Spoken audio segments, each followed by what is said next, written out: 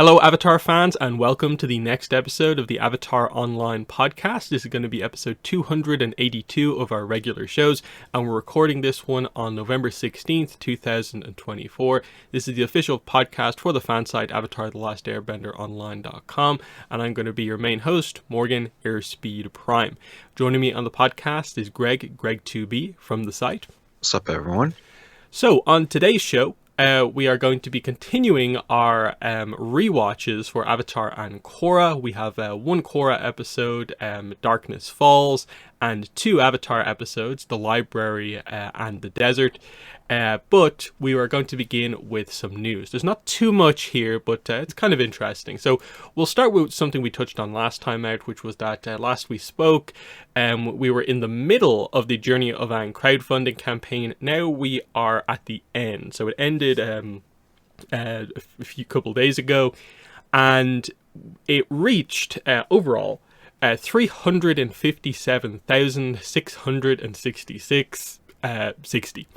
2,754 backers. We hit 13 of the 14 stretch goals, but we'll discuss that in a second. So that means they funded like 715% because it was a 50,000 goal, and they of course initially hit that goal an hour into the campaign basically.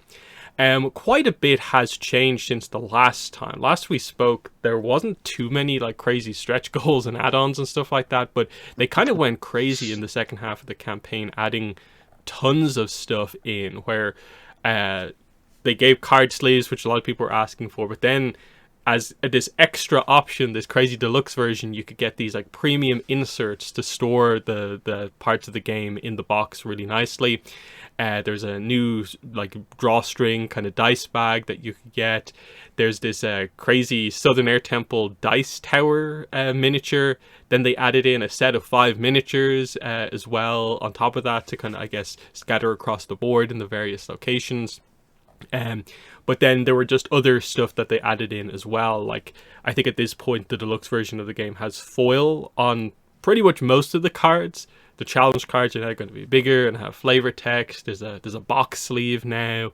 We unlocked all the characters we were going to get. There's 2 new boss characters.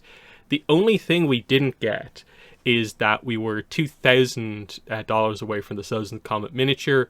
But I get the impression with the way they're talking in the comments, they're probably going to give it to us. Because I feel it was a little bit odd with the second last stretch goal that they talked about already. So it was kind of weird that it came up as a stretch goal.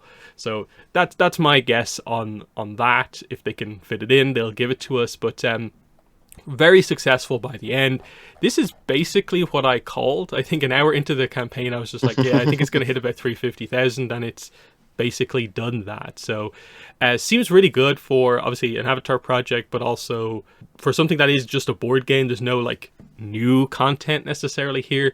This seems pretty good. But what are your thoughts overall now that the campaign has come to an end and how well they overall did? Yeah, I mean, I think it's awesome that they did so well. I mean, it seemed like it had a lot of steam behind it. So we were predicting that it was going to do pretty well, and it seems for all intents and purposes, it got everything it meant, and it might even get a little bit more. And, there's usually a little bit more that they'll do even after the campaign is how they typically do these things. But yeah, the fact that they were just able to add so many more on top of it, and, it seems to have been completely successful there. It seems like it's really good. And yes, it's not anything, super new, but it just shows that, there's people that do want, extra content in this world. That we haven't really had before, at least not at this scale or this quality, I think is probably the key as well. Mm-hmm. Yeah, and there's still a lot of stuff that has to happen here. We're like pretty much the core of a full year away from like them actually shipping the stuff out, so there's a lot of time to finalize what everything is actually exactly going to be.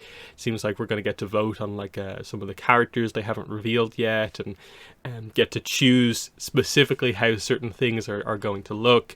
I think people who maybe went in on a lot of the all-in stuff with the miniatures, there's been a lot of asking about, hey, can we get all of this stuff painted instead of just the Appa?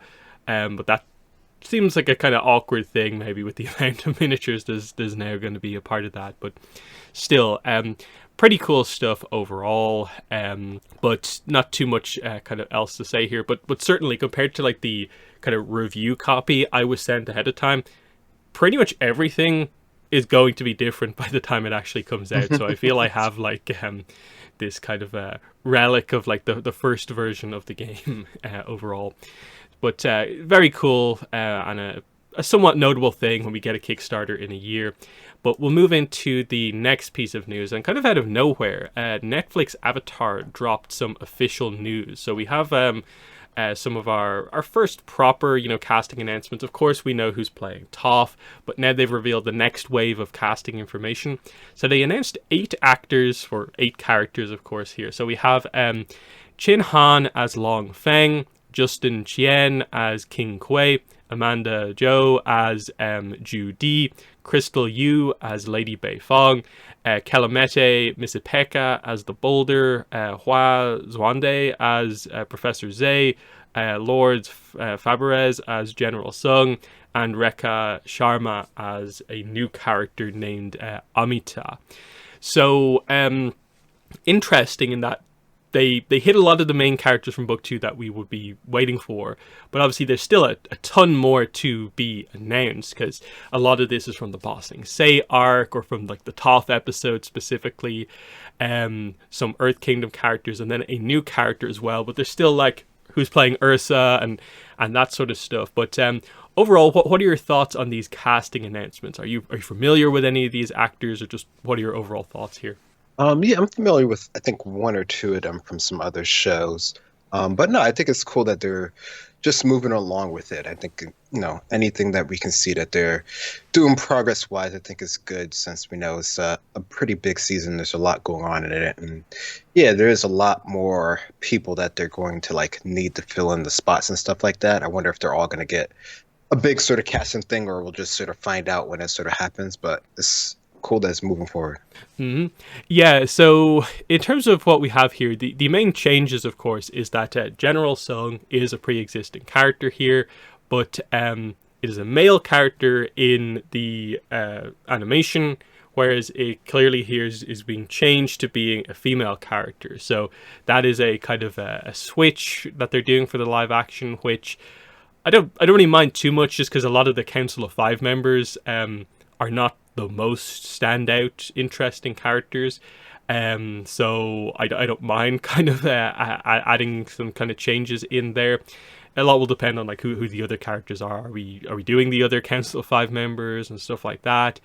And then Amita, yeah, we know nothing about this character. No other information came out, despite some confusion about a similarly named, but not exactly the same RPG character called Amrita, but completely unrelated in any way.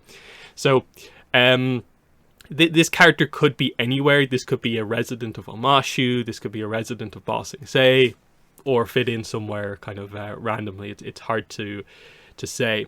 Otherwise, yeah, they're doing a lot of the solid stuff here. There's maybe some interesting points about how like they gave us Lady Bei Fong, but they didn't give us Toph's father here. And then like they gave us the Boulder, but they've yet to announce like other Earth Rumble characters.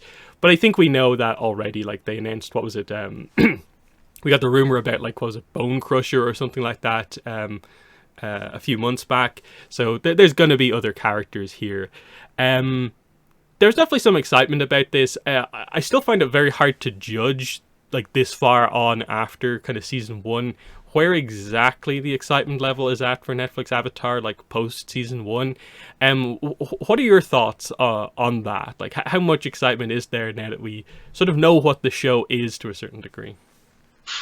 Yeah, that's a good one. I mean, I still feel like there's a good amount of buzz from people who are following the news and stuff like this. Like you can see the interaction on this post here and a couple other sites and Reddit and stuff like that. So there's definitely interest in it, and people are looking forward to it. I'm not sure in like the large scheme of things how well it's going to do or anything like that, but it seems like it's enough for them to keep moving with the production and everything like that. So it has to be doing something right.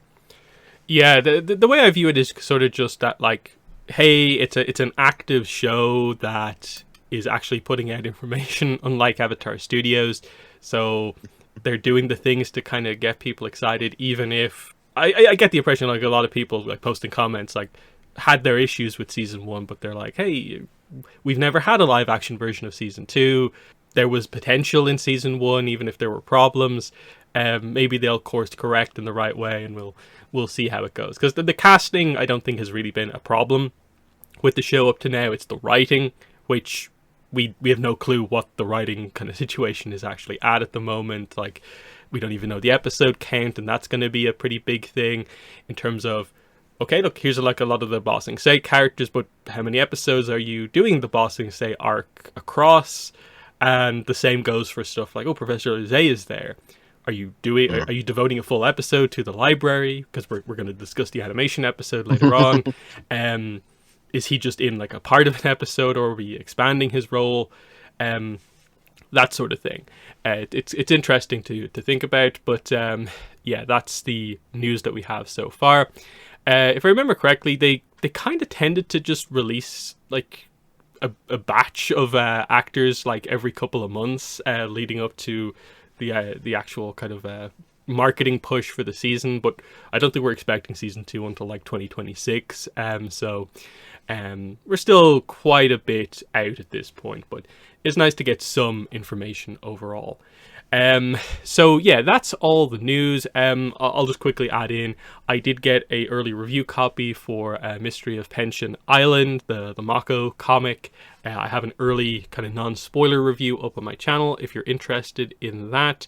But there's not too much I can talk about that I didn't say in that video already, other than that, like, hey, it's overall a pretty good book, and it's exciting to get to read some of that content, even though for most people it's not until February, but we'll get there. So with that out of the way, all that news, we're still just wondering when the next big news is going to hit. We'll go into our reviews. So this time out, we're going to start off with our Korra episode, because again, we're doing 1 Korra, 2 Avatar episodes.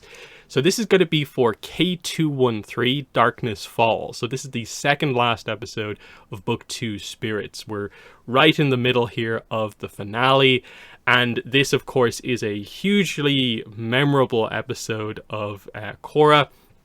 It has an interesting reputation just because of a key decision that gets made later on in terms of consequences of kind of losing a fight in this case, and it means that I think some negativity follows this episode around, though I think as time has gone on, I think people can appreciate it for what it is, and I don't see the criticism of, oh, I lost my past lives, so the series is bad anymore. I think this episode is like really, really good. I've always been a fan of Book 2, and especially the finale, and I think the stakes are super high here. We get to see 2 avatars fighting in this episode, which is very cool, plus a lot of the rest of the cast get their chance to shine. The Tenzin arc is very good for him as a character, while also giving you a little bit with the other characters. And even like Mako, Bolin, and Escadesna get some stuff to do here. So it's not just about the big, bombastic moments. I think they balance it pretty well here in a very, very intense and memorable episode. So very positive from me on this one. But overall, what are your thoughts on Darkness Falls? Yeah, no, I think I would agree with it. I think it is a very, very well balanced episode, especially considering it's at the end of things. It does a lot of sort of back and forth between, the two main things that are happening, and it even sort of branches off into a third as well. But they're all connected, and they all have, their place in the story. So I thought that was really good. It doesn't feel so much that it's going back and forth between different things, which just means that it did a pretty good job of, telling the story that they were trying to tell. So no, I think, for me, it's always been a cool one. I think the Avatar versus Avatar, they've been building up to that for so long. So to actually get to see it play out, I think is really cool to see, even if it does have devastating effects at the end of things.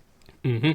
But yeah, we will get to that. I think we'll save the kind of Korra part of the episode until the end, but we'll start off with the Tenzin side of the episode and just go through all of this. So the setup here is, of course, it's Tenzin, Kaya, and Bumi in the spirit world searching for Jinora, because her body basically is dying in the physical world because her spirit has been separated from it for so long. but they don't know where she is currently. And immediately we find out they're completely lost in the spirit world. They have no clue how to navigate. Bumi's sort of tracking skills are obviously not really going to work in the spirit world. Kaya's kind of vague spirituality abilities also are not really going to work. Tenzin knows like technical knowledge of the spirit world to a certain degree and thinks a spirit guide might be able to help them, but the first spirit they encounter only wants to attack them. It's this kind of crazy spider type spirit, and they use this quite cleverly in that they'll come back to this angry spirit later on to kind of get themselves captured. But the setup here I think is pretty decent, because we realize immediately that oh yeah, no one on the team actually knows what they're doing in the spirit world. And actually, of the three, Bumi's the most like spiritually attuned, which is kind of an interesting thing, as we more later learn, maybe like next season, but we get to it in this season as well. But what are your thoughts on the setup for the Tenzin side of the... Yeah, no, it's definitely an interesting way of seeing the sort of siblings interact together and sort of, pretty high stakes situation. Like they're in it to work it together, but they, all their methods of normally sort of doing things in this location definitely don't work. So they have a conflict there that I think is, it builds up over the course of their little mini arc here of what they're trying to do here. So I thought that was a good way to sort of, show them more interacting with each other, get to see a little bit more of the personality and how they deal with, the stress and their own sort of history and demons. But it's definitely the right arc to do here, is to have all the siblings together, because for Tenzin, like the whole season has been like about the family connection. So him doing this here, the rescue mission with his siblings, is a great setup leading into the kind of secondary kind of arc for him when it comes to him as a teacher, when it comes to, I suppose, Jinora and Korra. But as we continue here, they quickly encounter Iroh, who kind of ends up effectively being their spirit guide, more or less. He appears with the help of a knowledge seeker, which is quite fun. We get a very interesting information drop here, where Iroh reveals that it's been almost 40 years since, I suppose, he saw Tenzin, which is interesting from a kind of timing perspective. They don't tend to drop year dates like that in the animation too much, so it's a cool little detail to sort of roughly place when it was that sort of Iroh went into the spirit world and quote unquote died. But yeah, he basically warns them that like darkness is encroaching, Vashu is free, you shouldn't be exploring the spirit world at this time. But he understands when Tenzin explains that he has to find Jinora. And so Iroh gives them the kind of information here that, hey, don't go too far or you'll be, your soul will get lost, and it's somewhere like that will never be found.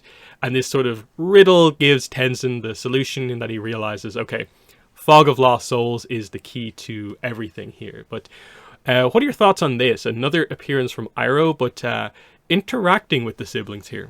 Yeah, I mean, well, seeing Iroh is always pretty cool, but it's a neat thing to get to see a character interact with characters that sort of used to know him. It's real interesting. We're always wondering if that will happen for any other characters, considering, they do find out about Iroh being in the spirit world, but, they have a really, sort of short chat here, which I think is, there's so much more that I'm sure could have been said there, but they're sort of, focused on their mission at hand. But yeah, I like this, the hint of where the actual thing was, and Tenzin knowing the spirit world, even if he doesn't really grasp it fully, is able to sort of pick up on that. Mm-hmm. Yeah, like it's the idea that like Tenzin has read a lot of books about the spirit world, it seems like, so he has a lot of knowledge about it, even if he's not spiritual himself. So he realizes that, okay, to get to the Fog of Lost Souls, they need to get captured. Because I think dialogue that the spider spirit said in the first scene like alluded to the idea of like, if I capture you, I'll put you somewhere, no one will find you. And so, yeah, the spider spirit captures them and takes them to the Fog of Lost Souls. Tenzin reveals at this point that it's not just a place, it is a spirit. The fog itself is a spirit that basically gets inside your head, it drives you mad, and it imprisons you in your memories, specifically your bad memories about points of failure, that sort of thing. And this is noted especially in a very cool scene where we see Zhao walk by, and he sees Tenzin and is convinced that he's found the last airbender, because obviously he's been in here since ATLA, which is a very cool detail where, like, prior to this, I guess I'm kind of struggling to think if we even discussed this back at the time, but like, yeah, we just assumed that, like, oh yeah, the ocean spirit must have just like dragged Zhao under the water and killed him. I'm not sure we in any way suspected like it was a transfer into the spirit world type situation, but that is in fact what has happened to him. He's been like this for the past like 70-ish years. So I think this is a really cool callback here, to just highlight this is the whole idea with this. And even in the novels, when we get to see the Fog of Lost Souls, they allude to the idea that there are people from eras past here. So there are people who have been stuck in here for hundreds, thousands of years, basically. But what are your thoughts getting to properly see the Fog of Lost Souls for the first time here? Yeah, I mean, sort of like the whole, idea of the Fog of Lost Souls is really interesting, and we've explained it so much. So to get the sort of see it in this sort of visual way and understand, how it has this sort of nebulous form, and how all the spirits know of it, and they're easily sort of brought there. But it really holds a lot to sort of the spirit world, and just sort of, I guess sort of just the history of the world in general. The fact that, Zhao was there. I remember that being such a cool sort of callback when we first sort of saw that. And it's still pretty cool to see even now, that he's sort of, stuck there forevermore based off of what he did in the physical world. So no, I thought that was a really good way to sort of, explain it, sort of show it in this sort of, entity, and how eventually gets sort of expanded upon. Because, yeah, I really don't think we sort of thought about sort of Zhao after that original sort of incident with him. Like, he's just gone. Like, why would he be anywhere else? And especially back then, we didn't really have like a good grasp of the spirit world. It wasn't really as developed as it is now. So it's a nice way to sort of expand on, past knowledge without sort of like throwing it all over the place. Mm-hmm. Yeah, like the spirits who can and cannot like transfer between worlds was definitely something that took a while to kind of figure out. Like, interesting, the library, we kind of get that as we'll discuss later on. But yeah, we're like, the ocean spirit's quite angry here, so we assume he's just taking out the kind of people here. But we'll move on. Next, we get into the effect of the fog on the three siblings, and so we see it properly affect and take over Bumi and Kaya, whereas Tenzin, of course, fights back against it. So what happens to Bumi is that as he begins to sort of go mad, lost in his memories, he thinks cannibals are like surrounding them and closing in. And they never really give you context on this, but the idea, I guess, seems to be that I guess at some point in Bumi's past, with the United Forces training for that or whatever, he and some sort of a group did encounter cannibals, and they were maybe at the risk of being eaten in some way. They sort of play it off as a bit of a joke, but especially when we get into Kaya in a second, there's clearly substance to this. So this is one of Bumi's fears surrounding, I guess, one of his like crazy stories that has happened before. But what are your thoughts on what happens to Bumi? Yeah, I mean, Bumi's stories are always so sort of like outlandish, right? But, this seems like something that he has like a real sort of fear of. And yeah, it does get, sort of the jokes as, a lot of the things that Bumi does. But, this, it feels like it's something that probably, considering what we have seen of him and, how no one believes him anyway, probably did happen in some sort of capacity. Maybe it wasn't sort of as drastic as they're sort of alluding to here, but maybe it really was. But it's definitely pretty drastic the way that it sort of takes him over, and he's escapes and tries to run for his life. Mm-hmm. With Kaya, what happens to her is kind of odd in a way, but once I think you realize what her character arc is, I think you get what they're going for here. She suddenly doesn't recognize Bumi or Tenzin, and kind of says that like she doesn't have any brothers, she doesn't have a family, that she can't be tied down, and kind of runs off, kind of fleeing from those kind of almost like family connections, family commitments, that sort of thing. In a previous episode, Tenzin alluded to the idea that like Kaya was away for a while, but only came back when Aang died to kind of be with their mother.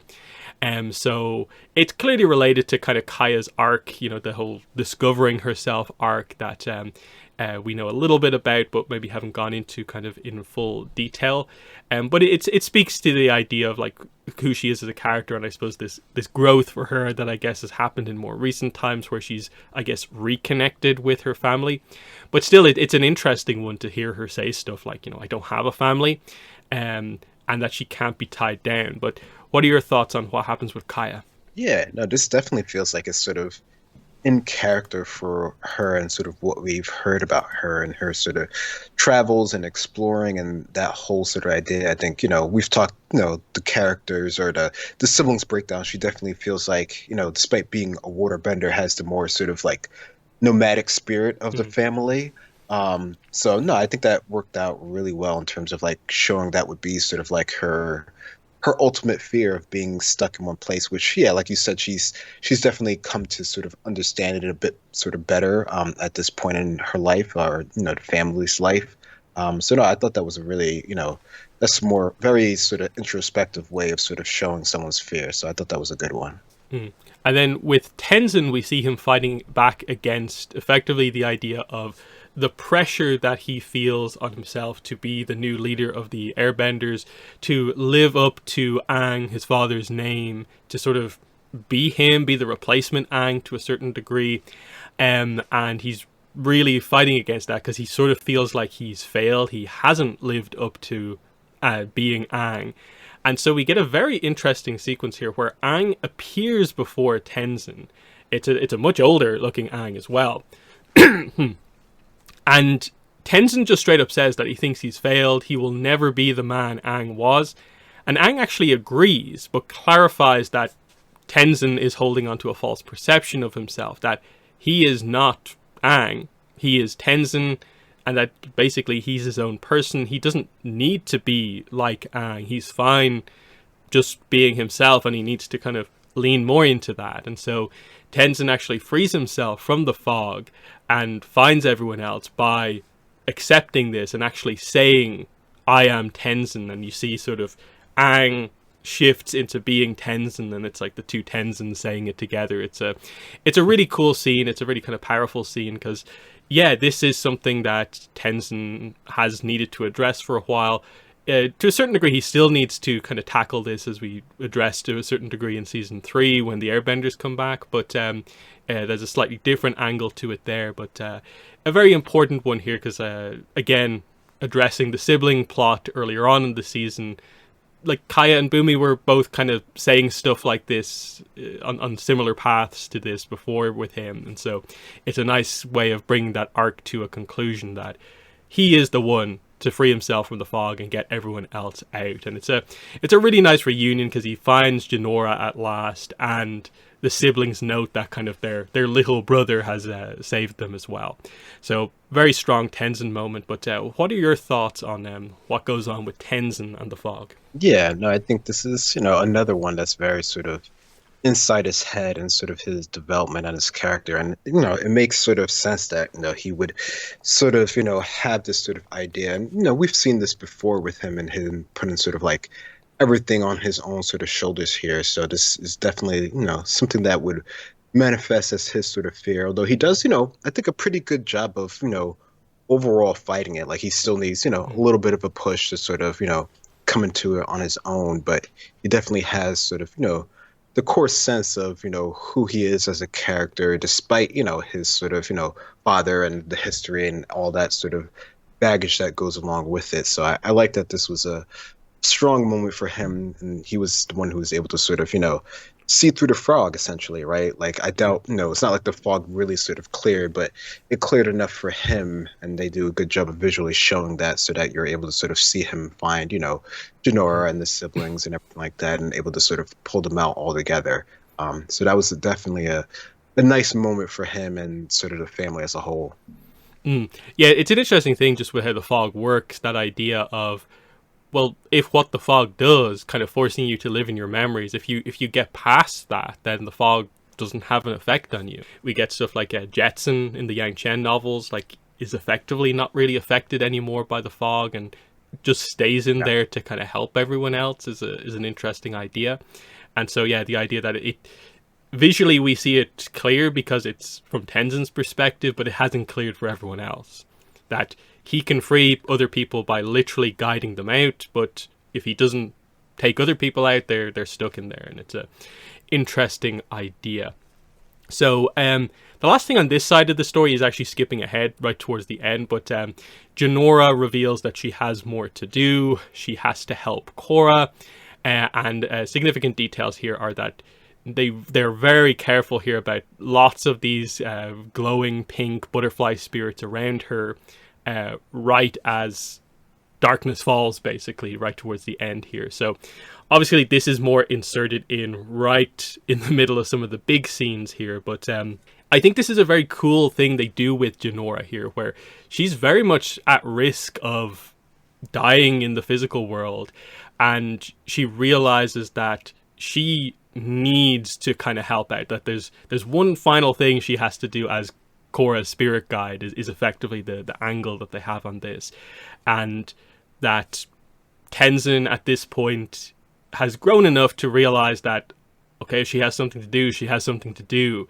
and just has to trust her, which is nice on that little arc side of things, because again, Janora has been a pretty big part of this book as well from a character development point of view. She's kind of graduated from just being one of the kids to being a more notable character. But what are your thoughts on this one kind of little moment here with Janora right at the end when she's freed? Yeah, no, she definitely is a character to her own now, and not sort of part of the collective of the kids and stuff like that. She definitely has, sort of the guiding light, as we'll see later on eventually, that's, sort of helping Korra in a very sort of direct way. She is, this sort of spiritual guide that she needs for a lot of that stuff. So no, I like that she has, sort of this moment here. And, it seems like at this point, even if her body is, kind of struggling here, her spirit is back, being stronger than ever, being outside of the fog. So, it definitely just shows the strength of her character, being in there so long and then being able to do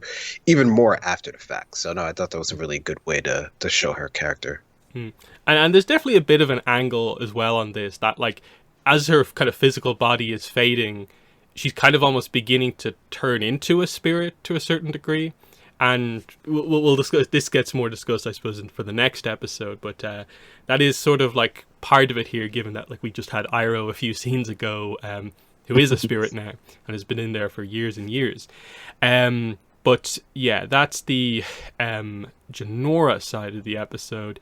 We'll track back and do Mako and Bolin, and I guess Eska and Desna are kind of mostly on this side of things as well.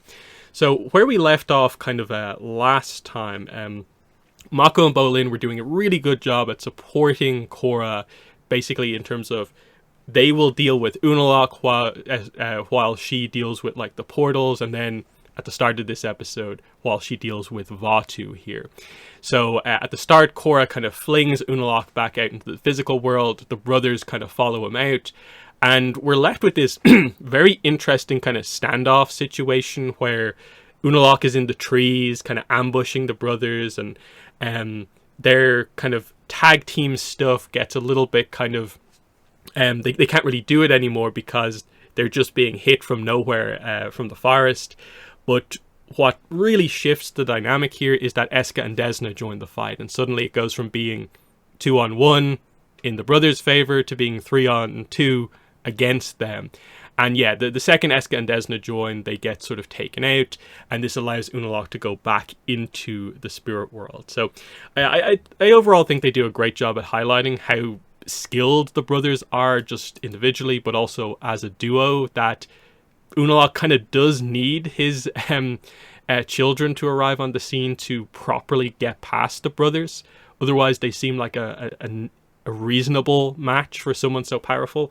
But what are your thoughts on some of the early scenes with Mako and Bolin? Yeah, no, I would agree with that. They definitely seem like they're, at least together, they're sort of like on par, because they, from playing pro bending and just being brothers in general, and we even see this later on, they have a really good way of communicating without, needing any words or anything like that. Like they just sort of know how each other's going to act in any sort of situation, especially, anything dealing with fighting and stuff like that. So no, I thought they were the good sort of counter there. The least sort of like standstill him. Like I'm sure, like probably could have done some sort of crazy move even before he was sort of overpowered to sort of get past him, but it would have, probably required a lot more effort than he really wanted to exert at that sort of moment. So, I think it was a good way to do it. And yeah, just, 3-on-2 is a bit much, especially with all of their sort of combined sort of skills on the waterbending side.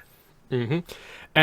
When they get kind of taken out, the brothers kind of do this kind of sneaky thing where they both wake up and just give each other a look, and they're able to temporarily get the advantage over Eska and Desna, do a quick attack, get through the portal once again to pursue Unalaq, but they leave themselves open because the twins kind of walk straight through afterwards and kind of freeze them immediately, and this is what takes them out and allows Unalaq to have the time to then kind of become the Dark Avatar. But the key thing here is actually the conversation that is then had with the two sets of siblings, basically, and them trying to convince them that, hey, you've just seen your father basically become a bit of a monster. Obviously, the true monster happens right at the end, but like even just becoming the Dark Avatar here, you can see the problem here. We've already like warned you about this, and they bring up Desna actually brings up that, oh yeah, he nearly let me perish in one of the earlier episodes, and it's Eska who stays strong defending her father. And this is where Bolin brings up their relationship. And initially, it seems like he's kind of almost just acting, using this kind of manipulation here because they had this connection. And that if the world ends, we can't have this true romance that we actually did have. I was just scared before, I actually care now. And she kisses him, she frees them both. They rush through to help Korra.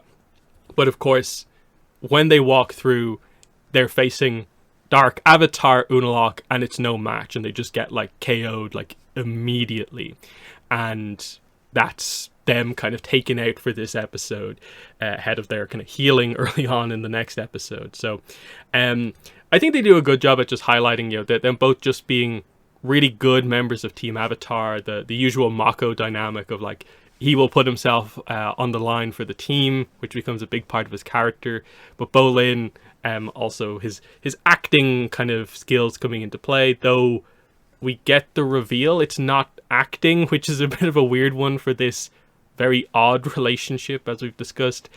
But what are your thoughts on the second half of the episode for the brothers, where they more kind of keep getting defeated, but just about stay in the fight, but the timing just doesn't work out for them? Yeah, no, it definitely does a good job of showing of showing their sort of resilience in the situation, because they're really just sort of trying to stall and hold on to anything here to sort of help Korra in any sort of little bit here. And yeah, their timing is unfortunately a bit off, but it seems like they're able to sort of push through it for the most part until they meet sort of Unavatu, and it's a bit sort of overpowered at that point there. But no, I like that they have sort of this almost sort of like a calm moment in between there where they're sort of talking with the siblings back and forth and trying to convince them of the current situation here. And, they eventually do sort of get through there. And, it definitely feels like it's just sort of like a heightened situation here. So, yeah, maybe Bolin's telling the truth, and that seems kind of odd with things that we've seen before. But, no, we do know how it sort of ends at the end, and there's sort of a heightened sort of situational moment here, which kind of throws everything for a loop, regardless of what one might really sort of think in the moment here. So there's a lot going on. There's a lot of different dynamics there and different characters, and there's sort of emotions running on high there, which I think is a good way to sort of set up the situation in general. But I do think they've done a good job at like making getting through to the twins a kind of tough task, and it's really only once their kind of father is too far gone where they finally realize that, oh, we probably have helped him get to this point a bit too much. And we see, of course, more in the next episode what their reaction is to the kind of ending of their father. But we'll get there. So the last section of the episode is the main section of the episode. It is Korra versus Vatu, and then Unalaq, Dark Avatar, and we'll see what happens at the end, of course. So Korra makes heavy use of the Avatar state throughout this episode. Like, we just see the Avatar state get turned on and off like so many times over the course of this episode because it has to be. Because she ends up fighting another Avatar. She's fighting an Avatar level spirit, basically, in Vatu for a lot of this. And initially, it seems like it's going to be just a straight up repeat of Wan fused with Rava against Vatu. But it's her first time facing Vatu, so she gets hit with the spirit beam. Then she gets trapped in the spirit vines. But she does quickly manage to free herself with the kind of breath of fire. And then she fights back and is literally seconds away from sealing Vatu away in the tree, like Wan did. And this is where, of course, the other part of the episode is happening, and Unalaq arrives and makes the save with like a second to spare, basically. But what are your thoughts on the near repeat of the ending of Beginnings Part 2 at the start of the episode here? Yeah, no, I thought that was a good way to sort of, mirror things. I mean, the sort of get your expectations up and then sort of lead you astray. So no, I thought that was a good way. I mean, definitely, feels like Korra was sort of in the moment there. Like she had a couple sort of missteps there, but she's able to sort of, push through it with sort of, spirits and everything and sort of enhancing herself. So no, I like the way that they sort of did that. And, she has, sort of, I guess you could say like more direct knowledge of Wan and stuff like that. So like she has the idea of how to do it. And, if it wasn't for sort of, outside sort of forces here, she probably would have succeeded again, despite everything that was going on. But, this time is a little bit different.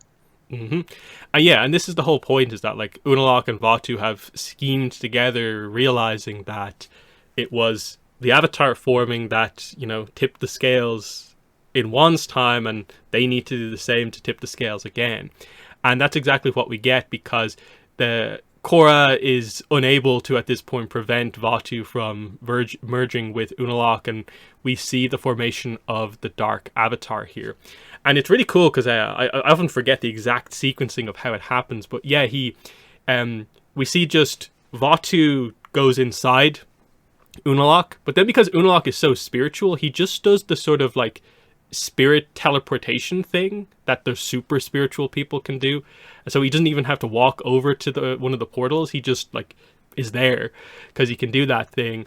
And so yeah, within like a second, it's just happened. Because he knows the kind of mechanics of how to make this happen. And so yeah, we end up with this really interesting situation where we have an Avatar and we also have a Dark Avatar, and we get straight into the clash of basically both in their respective Avatar states. And it's super cool because you see over the course of this like sequence, they go out of the spirit world, they kind of end up back in the spirit world at one point.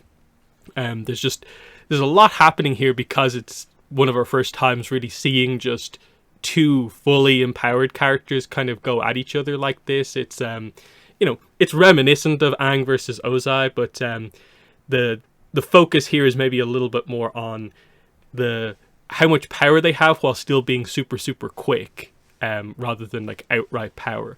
But what are your thoughts on the formation of the Dark Avatar and the initial clashes of the Avatar states? Yeah, no, it is interesting because it definitely, is sort of enhancing themselves sort of directly with all of their sort of, I guess you could say, pre-existing knowledge.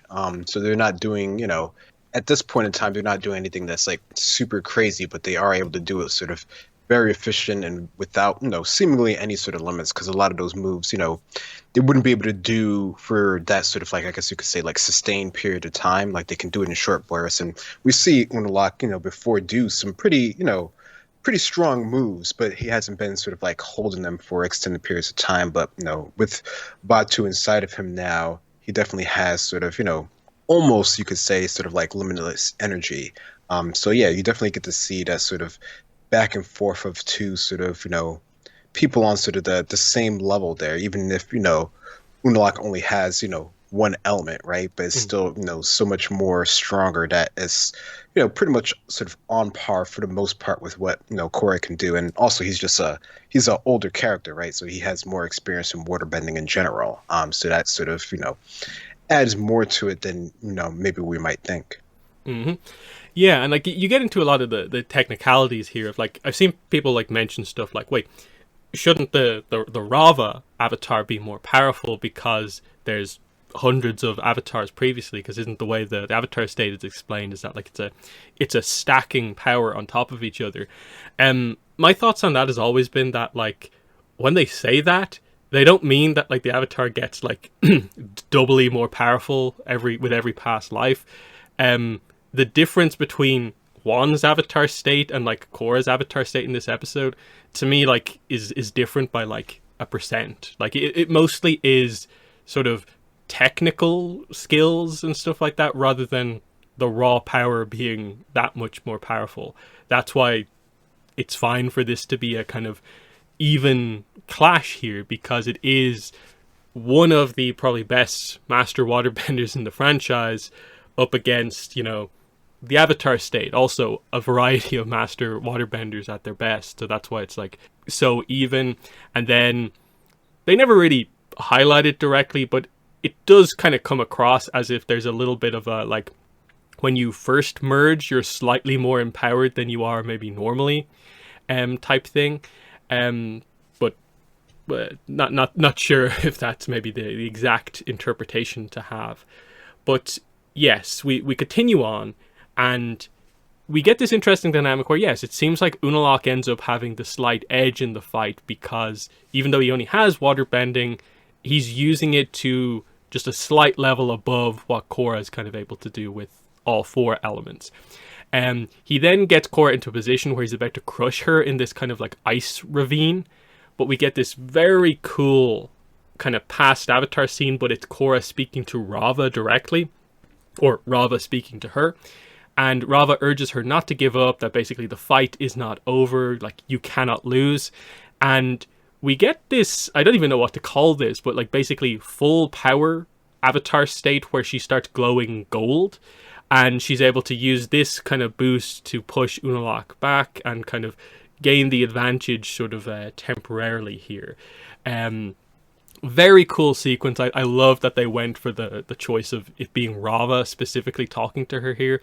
And it just looks so cool where we see like the avatar state voice come out for like the first time here. But what are your thoughts on this sequence here? What's your explanation for the gold glowing avatar state? Yeah, no, that definitely was really cool to see, and I wonder if that's just because she has sort of like a deeper connection now, with understanding the past lives and sort of, I guess sort of seeing sort of the true sort of origin. Does that give you like a little bit of an extra boost there that we otherwise wouldn't necessarily have for most of the other past avatars, except for maybe Juan from the beginning? But it definitely feels like what you were saying before, where they sort of get like that little bit of like initial extra surge when they first sort of connect with each other. That's sort of what it felt like there, that she was just able to sort of tap into that for a little bit of time. It definitely doesn't feel like it's a prolonged thing. And even for Unalaq here, when he first does his sort of like connection with Vaatu and everything like that, like it doesn't feel like he has that sort of strong boost for the whole sort of fight here. I don't know. So that's sort of when I'm sort of thinking of that, how that works. But it definitely is a cool way to illustrate it. And, it also could just be more of Korra's sort of willpower in general, which, again, we get to see that even more later on when she doesn't have, Rob and everything like that. So I don't know. It could be a combination of things there, with how they're sort of trying to illustrate it. Yeah, it speaks to sort of the idea that there maybe is aspects of the avatar state we maybe don't fully know about, in terms of like getting into the kind of weeds on, on a typical, like when you're in the avatar state, it's channeling so much energy, but is this literally like max power like anymore? And you might risk destroying even the avatar, who seems almost immune from kind of energy related kind of issues. But still, super cool sequence, of course. The fight then goes back to being even, so the gold kind of temporary boost is only lasts for that kind of one specific moment, so it doesn't seem like it's sustainable. we then get into this very interesting situation where they're both pretty much mostly only using water. They end up kind of linking both of their hands together with like water whips, combined with like ice at various points along it, and it ends up in this kind of bending power struggle type thing where like who will gain control over this specific like section of water, and they get closer and closer, and once like they're both within sort of like melee range of each other. An interesting thing here, like this is I guess a thing the avatars can do, which is Vatu kind of comes out of Unalaq's mouth, and then this is how Rava gets ripped out of Korra. And so we just get the separation of the two kind of at this point. Now, technically they're still connected, it's just Rava is not in Korra anymore. And the connection still exists until we see it get broken in a moment here. But pretty crazy situation here, because effectively this is the end of the fight. Rava being ripped out of Korra just like takes all of her energy away. And Unalaq just has a vulnerable Rava captured, and there's a cut at this point in the episode. But very kind of crazy situation here. But I like it because this is the sort of move that I don't think Rava would ever really do. But it's something that, of course, Vatu would know how to do, about like kind of ripping Rava out and stuff like that. But there's also a cool kind of thematic thing, because it feels like the clash between Rava and Vatu, it goes back to the way they were before Wan found them, where they're just locked together, basically, connected by this thing that neither of them can break out of.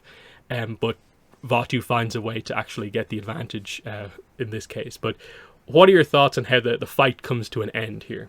Yeah, no, it definitely does have some sort of overtones of what has happened in the past here, and maybe that's something that Vatu's been thinking on for the last sort of 10,000 years or whatever, trying to sort of figure out how to sort of get one up on Rava here, because even sort of the sort of ending sort of spear there is very reminiscent of sort of what was done to him before in the past, and almost done to him again just a little while ago.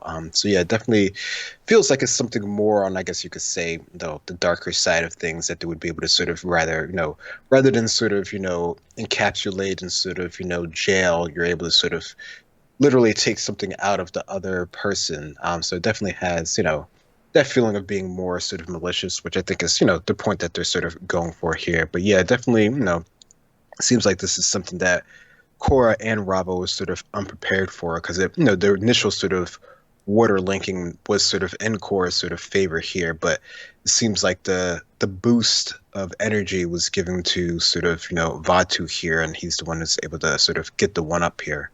Mm-hmm.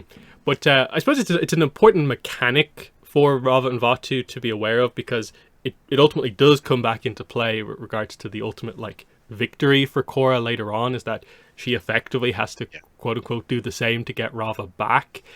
But what happens next is this is where there's like a big crossover of the different plot points. This is where the brothers come in, but they're no match for Dark Avatar Unalaq, of course. And yeah, Korra, just helpless on the ground, has to watch as we get, this is the big moment here that everyone remembers this episode for. Unalaq viciously attacks Rava, who is helpless, can't defend herself, because just by being kind of removed from Korra, she shrinks down, kind of like we've seen before. Each hit by Unalaq on Rava destroys basically part of the past life kind of chain. Part of the avatar cycle keeps getting destroyed here. So very cool visuals here as we see like Aang, Roku, Kyoshi fade away, then like Karuk, Yang Chen, and then all the other ones that we don't have names for still fade away, until we finally get back to Wan. He gets kind of shattered as Rava is destroyed. Now, of course, we know she can't ever be like truly destroyed, but she's as destroyed as one of these spirits can be at this point. And they like there's a scene where we get the formation of Unavatu, like that immediately follows this, but like effectively that's a crazy way to end the episode. Like this is consequences to like a crazy degree of we lose the past lives at this point. And obviously, like we usually go into these things expecting that, well, they're going to reverse this at some point, aren't they? That, like, this is season 2 of Korra. At this point, I think we knew we were getting season 3 and 4, so there was more to come. There's no way we're just leaving it like this, right? But no, this is a permanent thing. We get the restoration of the Avatar, whereas at this point where Rava is destroyed, Korra's not quite the Avatar really anymore, because she's not connected to Rava anymore. But we don't get back the Avatar as it once was, is I think the main takeaway from this. But what are your thoughts on this? Just like, what are your memories of like seeing this happen for the first time, and even reflecting back on it now that it still hasn't been reversed? This stands to this day. The past lives are no more for Korra going forward. Yeah, no, it definitely makes the stakes seem as high as it can be for the Avatar in this sort of moment here, because it feels like all of that sort of history is definitely sort of gone in that sort of way there. But it's also very sort of I don't know, it's an interesting thing to do, to sort of put your character at this sort of I guess low point, and they've been in the history almost sort of like invulnerable to everything. So it's something to show that even your strongest of characters can have sort of a weakness here in this moment, or there's always sort of a way to balance them out, which is the whole idea of the show, the good and the balance, and balancing things out with each other here. So it definitely sort of puts everything sort of on its head. And I definitely remember a lot of people being obviously understandably sort of like super upset about this, and many people still are to this sort of day here.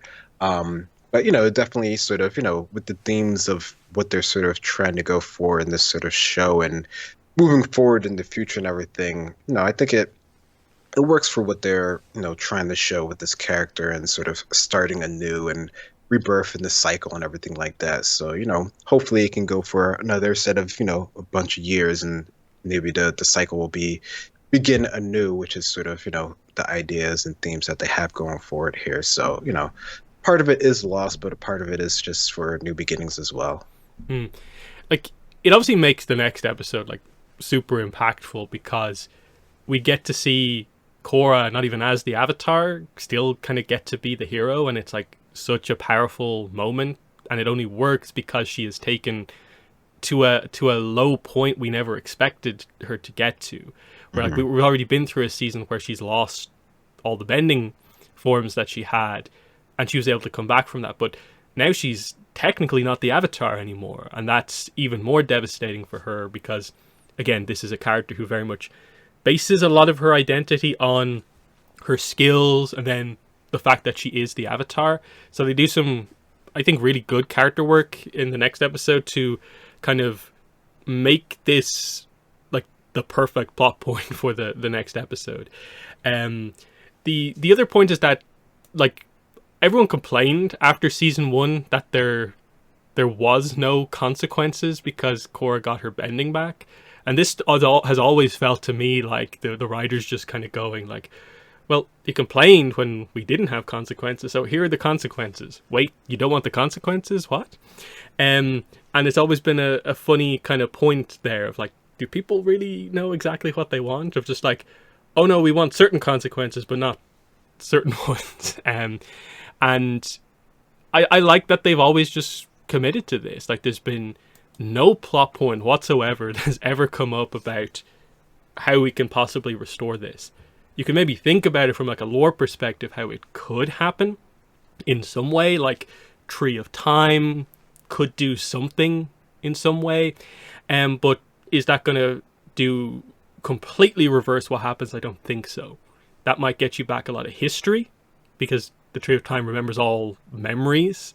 But it's not going to solve absolutely everything. It obviously creates the situation where, like, obviously for Korra going forward, she doesn't have that sort of assistance from the past lives like she did in kind of book 1, the sort of get out of jail free card, where at times the past lives can solve a problem for you, like by being able to kind of fix the blockage that kind of Korra had at that point.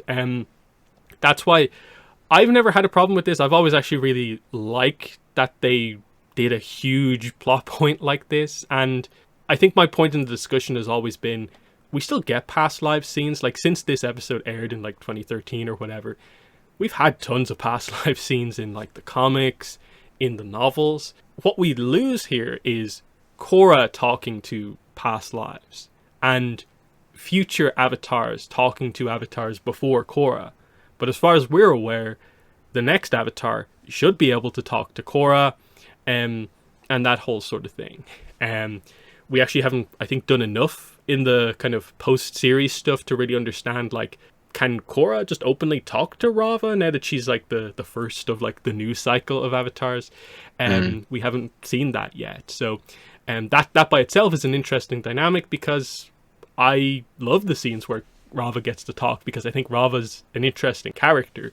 But what are your kind of, I suppose, further thoughts on this? Because it's such a huge thing to happen in the show. The fact that like it's probably one of the biggest things like in the whole history of the kind of franchise, basically, is this moment, the loss of the past lives, and the fact that it's always been a huge fandom talking. Yeah, no, it definitely is a huge point here. And I mean, you get it because there was a whole previous show that was based around, and the whole idea of the avatars being able to sort of connect to your past lives and the reincarnation and the rebirth and that whole sort of cycle there. But here we get to see essentially a reset on the cycle, right? Which I guess, speaking that, sort of this is the whole idea of, this sort of, new convergence sort of happening.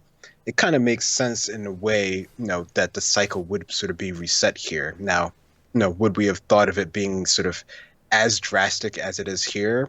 I don't know, but I mean, it seemed pretty drastic, in the first one there, just that it was just only two spirits. There wasn't any sort of, people involved with the situation, because the people were sort of regulated to sort of their little locations in the world based off of, how the world was set up at that time. So who knows if it would have been different, all those years ago, if the humans were in a different sort of situation here. But I definitely get it as sort of a main sort of sticking point, because, there is the history of those characters that people really sort of connected with, even if we didn't really get that much of them, overall. Like, we know there's a lot of history with them, and now post that we've gotten a lot more of it, all the sort of novels and stuff like that, and some of the flashbacks from the comics and stuff like that. So I think it almost seems like now it would be more sense for people to be a little bit more upset about it, because now we know about sort of like Yang Chen and everything like that. So now we know there was cool stories there that unfortunately Korra can't sort of directly sort of confer, but we've seen it before how the current avatars sort of they have to make their own way sort of regardless, because the times and the eras have changed. So necessarily getting the perspective of your past lives, well, it's good to sort of know it and not sort of ignore it, so you don't sort of like repeat their sort of mistakes. We've seen that we can't always sort of bank on them being able to help in every sort of situation, or especially like in sort of like the real sort of like political sort of nitty gritty of the times things. Like, yeah, they definitely help in sort of like the power department. Like, it seems like the techniques and stuff like that, like some of those have sort of been unfortunately sort of lost to time.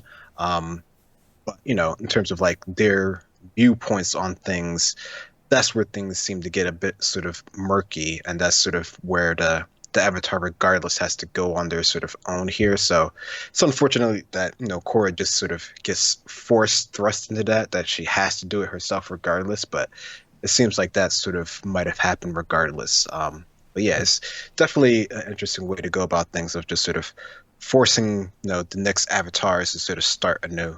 Yeah, but like you make a good point, is that like when you add up all the past live scenes that we've seen in like almost all media, a lot of the times the past lives are not as helpful as it would initially seem, because they only have the context from their own time period, and they're sort of limited in what they can actually say in terms of like updated information. They're not super familiar with the kind of current state of the world, and can only mostly reflect on their past. So most of the time when we get past life scenes, it's sort of like a history lesson on a past avatar, which we get because we get novels about them, and we can cover past avatars who still have the connection, having past life connections. So I think a lot of the content we kind of miss out on, we just get elsewhere.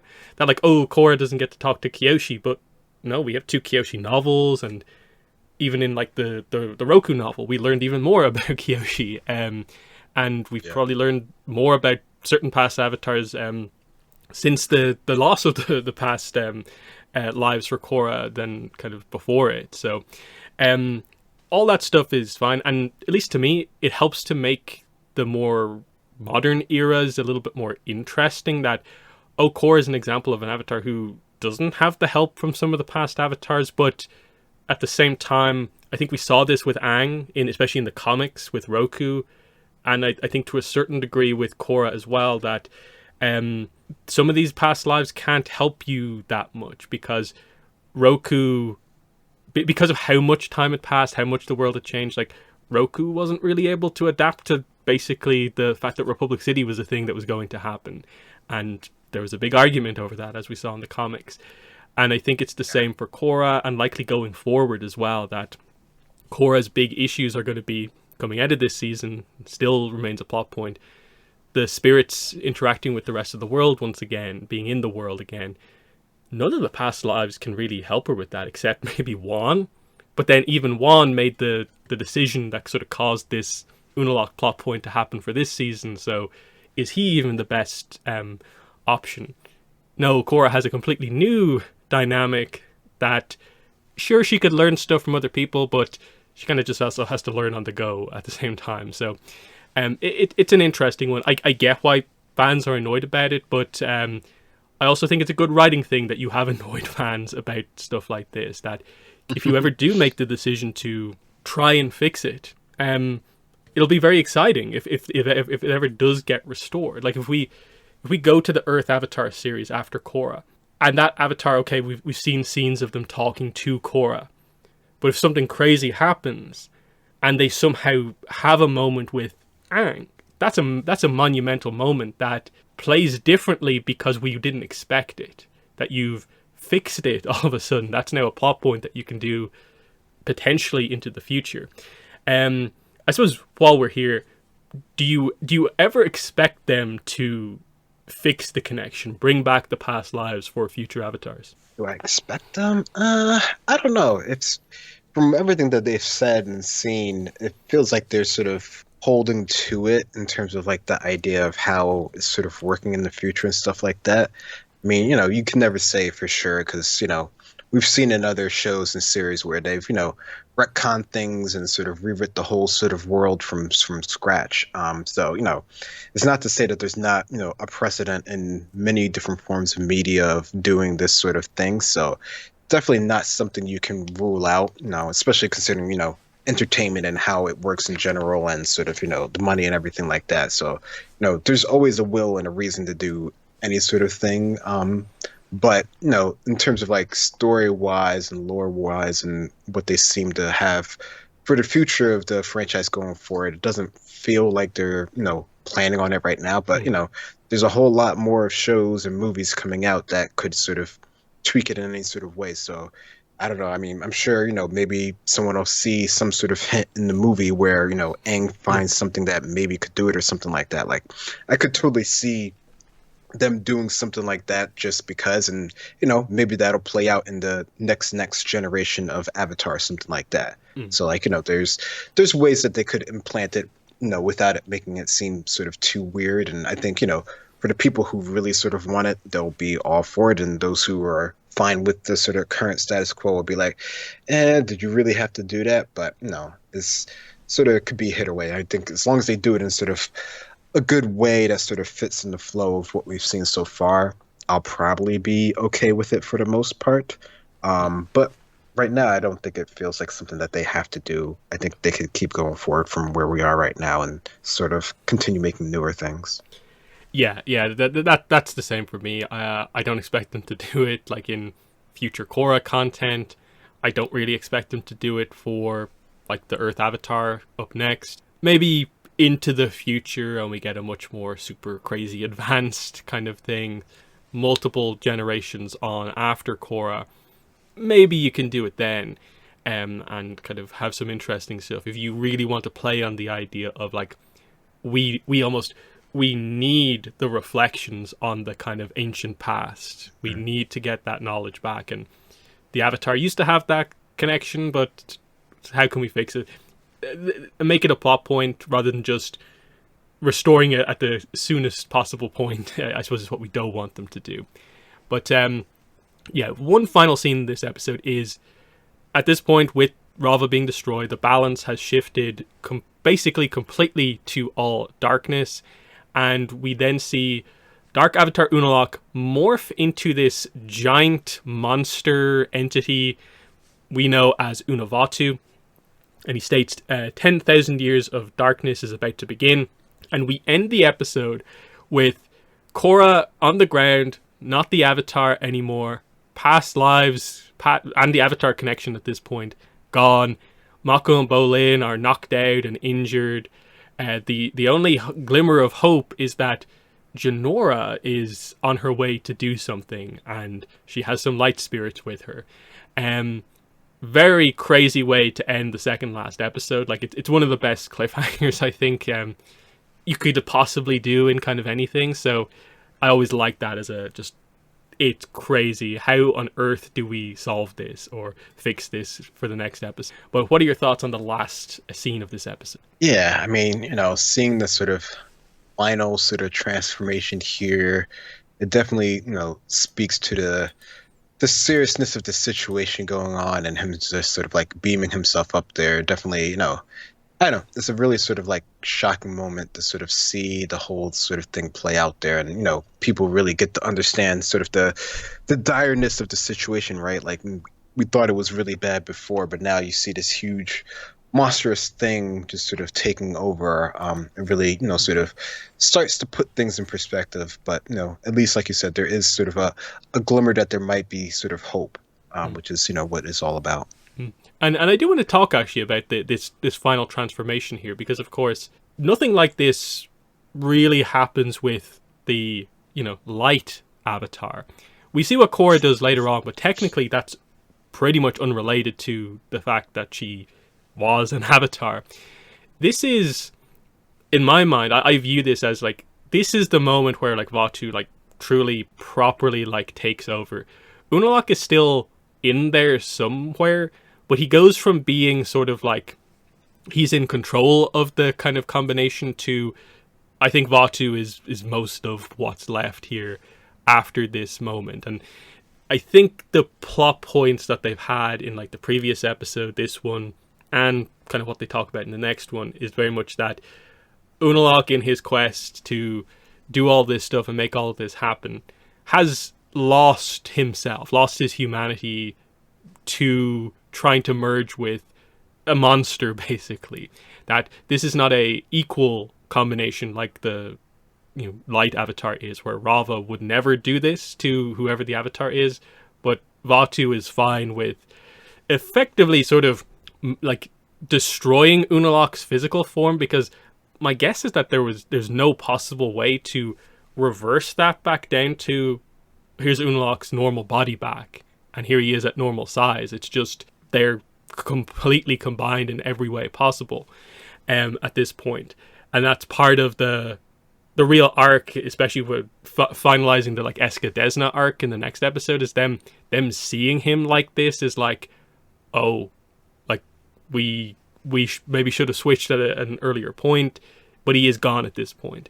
But what are your thoughts on this? The fact that we do this giant version, but like, what does this mean for the combination for the Dark Avatar? Yeah, no, I mean, I definitely took it along the same lines as you, is that this feels like a full sort of takeover. Like, it doesn't seem to any sort of obvious way of sort of like extracting, Unalaq out of this sort of huge Unavatu version of himself. I mean, I don't know, you could argue even before he was sort of, more so taken over here, taken over in terms of like personality. Like, it just seems like Vaatu was so sort of, I guess, domineering in this sort of, situation here that there was really no way for Unalaq to really have sort of like a a balanced sort of way of having like a partnership, like, Rava and Juan were in that sort of situation. Like there didn't feel like there was any sort of build up, to them sort of being together. Like it's just sort of like, yeah, we're just sort of merging here, and now we're just sort of, fully taking over here. So I don't know. It definitely feel like that was like the full sort of strength sort of over there, and that this is the equivalent of what we've seen before, where the person who gets sort of possessed by the spirit, slowly and slowly sort of turns Mm. over. It just seemed like there was a bit sort of a better melding in the beginning, maybe because they use, convergence to sort of start this sort of process here. So there was like a little bit of a better way of doing it, but it definitely feels like it's at this point, at least, without sort of there being any sort of light spirit to balance it out, it's a full takeover. Hmm. And I think the final point is just, I know for some people they have an issue that the book two finale ultimately goes for the big sort of giant kaiju kind of fights at the end, and they don't like that. Um, I've never really had a problem with it because the stakes are the highest they could possibly ever be in the like entire franchise, and I think you had to do something different than just human-sized characters just with big bending. And so, at least for Vatu and the type of character that he is, the sort of almost evil showman that he kind of is, I think it makes a lot of sense that he wants the big form that is a clear like visual across the world. Yeah, he takes up an entire city kind of type thing, and that his normal form is like a giant kite, and this is just basically in the Avatar empowered form. He's that size, but he's humanoid now. Um, I've always appreciated that to make it something different for the scale of this fight. So I've never really had an issue with them going for the giants in terms of the fight. But what are your thoughts that that's what we do here? Yeah, I don't know. I mean, I don't think it bothered me either. I think, like you're saying, the sort of, manifestation of their spirit in sort of humanoid form, that definitely feels like it's sort of on par, because it seemed before, when they weren't sort of in humanoid form, when they were just sort of kites, they were still, they were massive. They were Mm. huge spirits, because they were, the end all, the be all sort of spirits, that this world sort of has. So the fact that they have that much sort of power sort of plays in the line with that. No, I definitely get the idea of that, sort of a big kaiju food fight seems sort of, it's not everyone's thing, and it sort of can feel a little bit sort of like sluggish depending on how you do sort of the fights and the characters like that.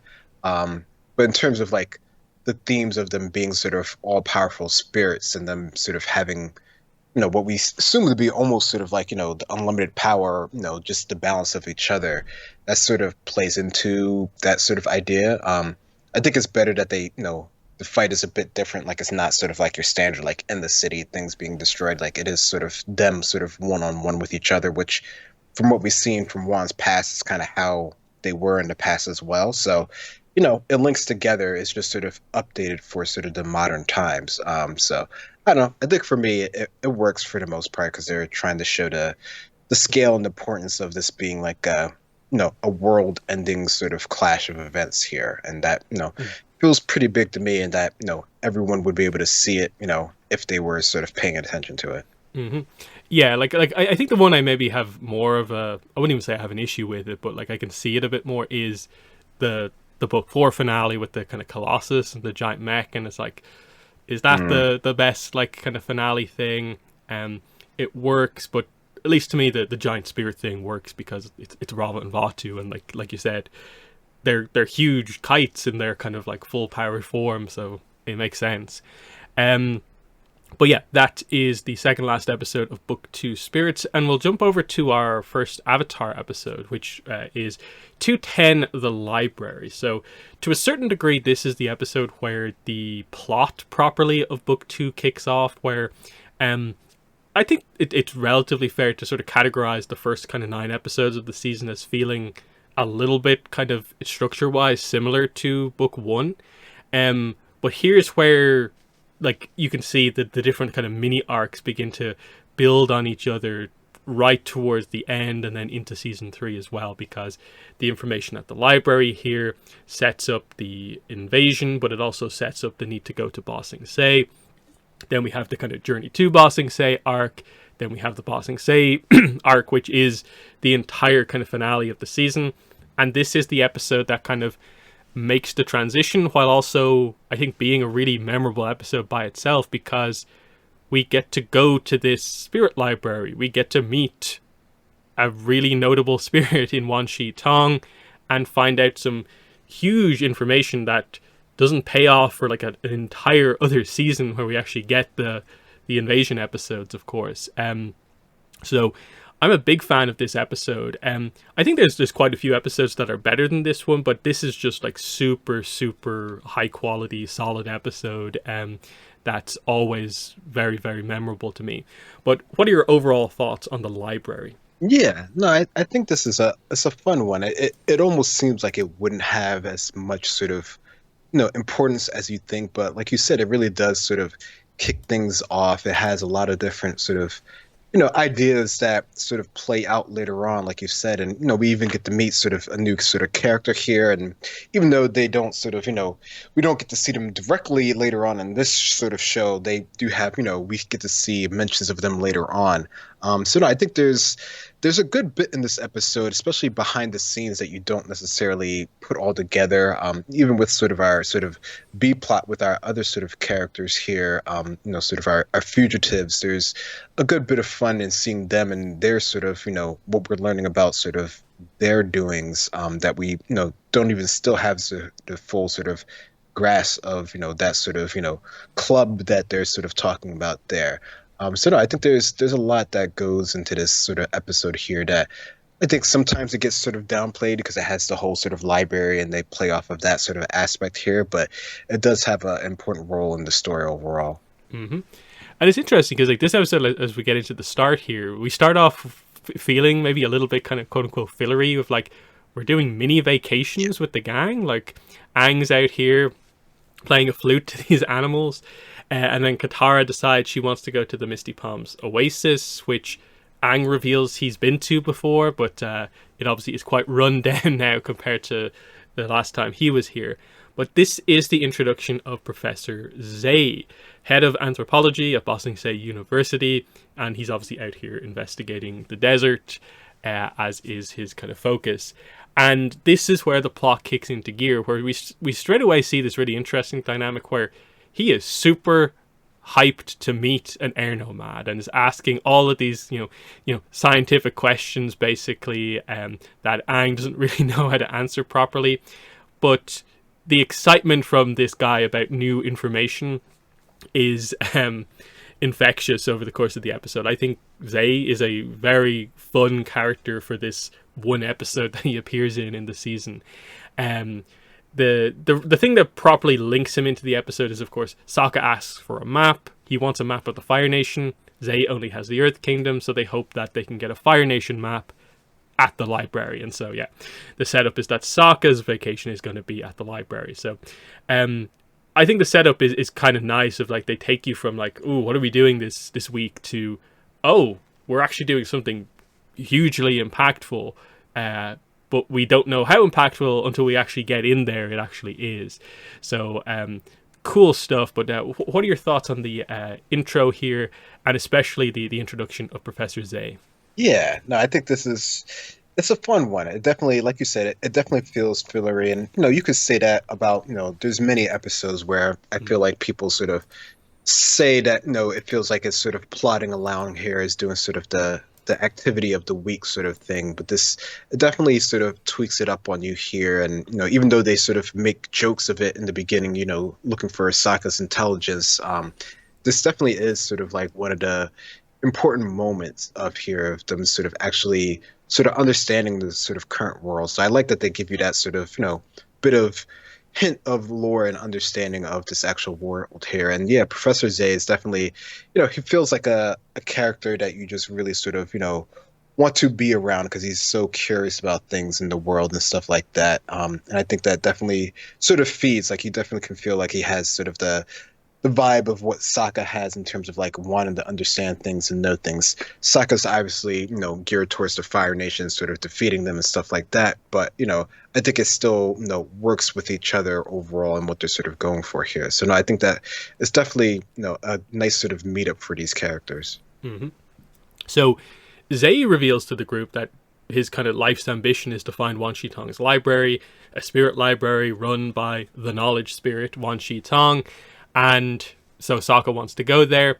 We get a very fun scene where they show Appa to Zay, and we do a lot of setup work here for like the end of the episode, which is obviously that the Sandbenders have taken an interest in Appa, but also Zay's own interest in Appa kind of highlights a plot point we haven't maybe brought up that much in the whole series, is that like people seeing a sky bison for the first time in a very long time.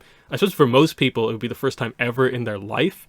Very rare animal, and so Yeah. they really highlight that kind of point here of like how valuable effectively Appa is for emotional reasons to most of our characters, but just in general in the world, it's an important thing here, as like Zay asks anthropology questions about like Appa, like are you the last of your breed and all this sort of stuff, and just the kind of subtle focus on Appa ahead of what's about to happen, I think is nice foreshadowing overall.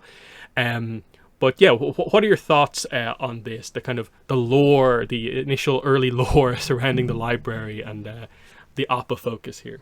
Yeah, I think it's cool that it has this sort of, history behind it, and that it's been sort of around for forever, and sort of how it came to the world, and Professor Zay's sort of ideas about it and how he really is focused on it. I think, the fact that it does have all this history behind it sort of makes you understand a little bit his sort of reasoning at the end of the episode here. So I think it's a good build up for that, as well as, Appa and his sort of importance as a character and sort of a creature in this world, because that he would definitely be rather unique, because most people would have never seen him. I mean, we've seen even before in earlier episodes, like people sort of not really understanding what he is, or seeing anything sort of flying in the sky, even though that they do have some technology that lets them go into the air. A lot of that was lost with the air nomads, because that was their sort of domain, right? So seeing, just being up in the air and that sort of ability, and how that can help them, find the library, is such like a boon in this situation. Mm. Yeah, what's it from, like imprisoned? Is it a buffalo or a bison whole situation? Yeah. And I suppose that might help to explain all the different like weird names, the alternate names. It's like sky bison, air bison, like equivalent names and stuff like that. But we of course fly out over the desert on Appa. We can look from the air. Some fun jokes with Toph here, where this is an episode that particularly kind of emphasizes like at least some of the subtleties surrounding like her ability, which is that she can't just like see everything at all times. Like in the sand, everything's very foggy for her. Obviously, she can't particularly see stuff in the air super well, that whole idea. And there's a great joke here about, I spotted the library, and everyone forgets that she of course can't possibly see it from the air. But the cool detail here of they find the library because the top spire is poking out of the sand, and they realize, oh, it's here, but it's just basically completely covered in sand because it's been here for so long. This is a very cool kind of detail here, because we, in the Reckoning of Roku, got the idea that there's even more of the spire visible back in the Roku era when Sozin went in. So lots of fun details surrounding the library.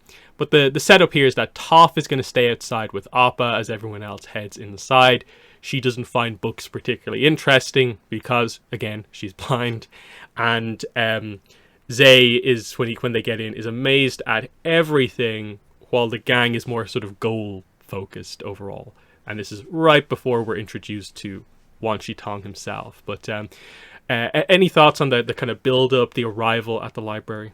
Yeah, no, I think that's definitely, it's a fun sort of mini journey here. I mean, this whole episode is about them going on their sort of own sort of mini vacations, right? So I thought this was a good way to sort of, I guess add a little bit of levity into, Sokka's sort of own sort of journey here before they get to the real sort of situation. Because they are, very sort of mission focused here on sort of what they're here to do versus, Professor Zay, like you're saying, like he's he's definitely into it for sort of like the experience of the moment. Not that the others don't seem to appreciate it as well, but they have a reason for being here, and they have an overall sort of reason as well. So I like that they're able to sort of keep that in focus. They're not sort of too sort of loose with everything, even when they sort of make the sort of jokes when they get in there. So they're able to have fun and sort of seriousness at the same time. So I thought that was a good way of setting it up. And just everything with Toph is just a way to sort of set up her sort of eventual sort of character beats later on in the episode here. So they do a good bit of reminding you of her sort of disabilities that she has that generally we don't even notice. Hmm. So yeah, we do get to meet Wan Shi Tong. He has a little bit of an ominous entrance because he is this giant owl, and owls already are kind of like odd creatures, and a giant one looks kind of especially odd, especially because he has the kind of patterns on the back of his head that looks like eyes in the back of his head. But he is an intelligent spirit. He can speak to people, and he knows what he's talking about, of course. And the idea here is that he's not particularly interested in humans anymore after what Zhao did with knowledge from his library, and also the idea that, as we find out later, Zhao destroyed the Fire Nation wing of the library as well.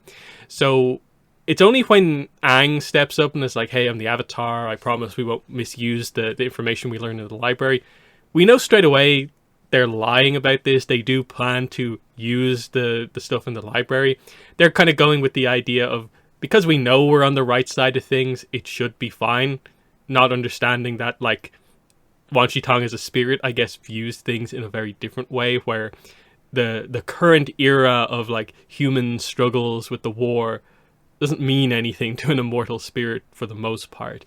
But he does let them in once they supply some information to his library. And we get a fun sequence here where Katara hands over the waterbending scroll, Professor Zay hands over one of his journals, his research journals. Sokka is forced to hand over the only thing he can think of, which is a knot, and Aang gives a wanted poster over. So fun details here, as well as I think a very interesting thing about Wan Shi Tong, which is that he seems to be aware when some people lie, but not when other people lie. He says he's all-knowing, but he's clearly not all-knowing.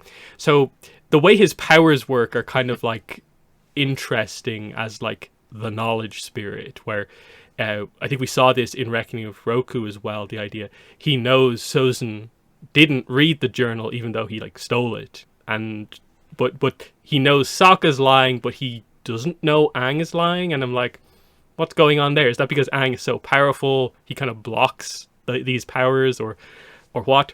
And it's an interesting one, because I would say they ultimately never really clarify what him being the knowledge spirit necessarily means. Like, okay, he's a spirit with like an attached physical object that's spiritual. It's kind of weird.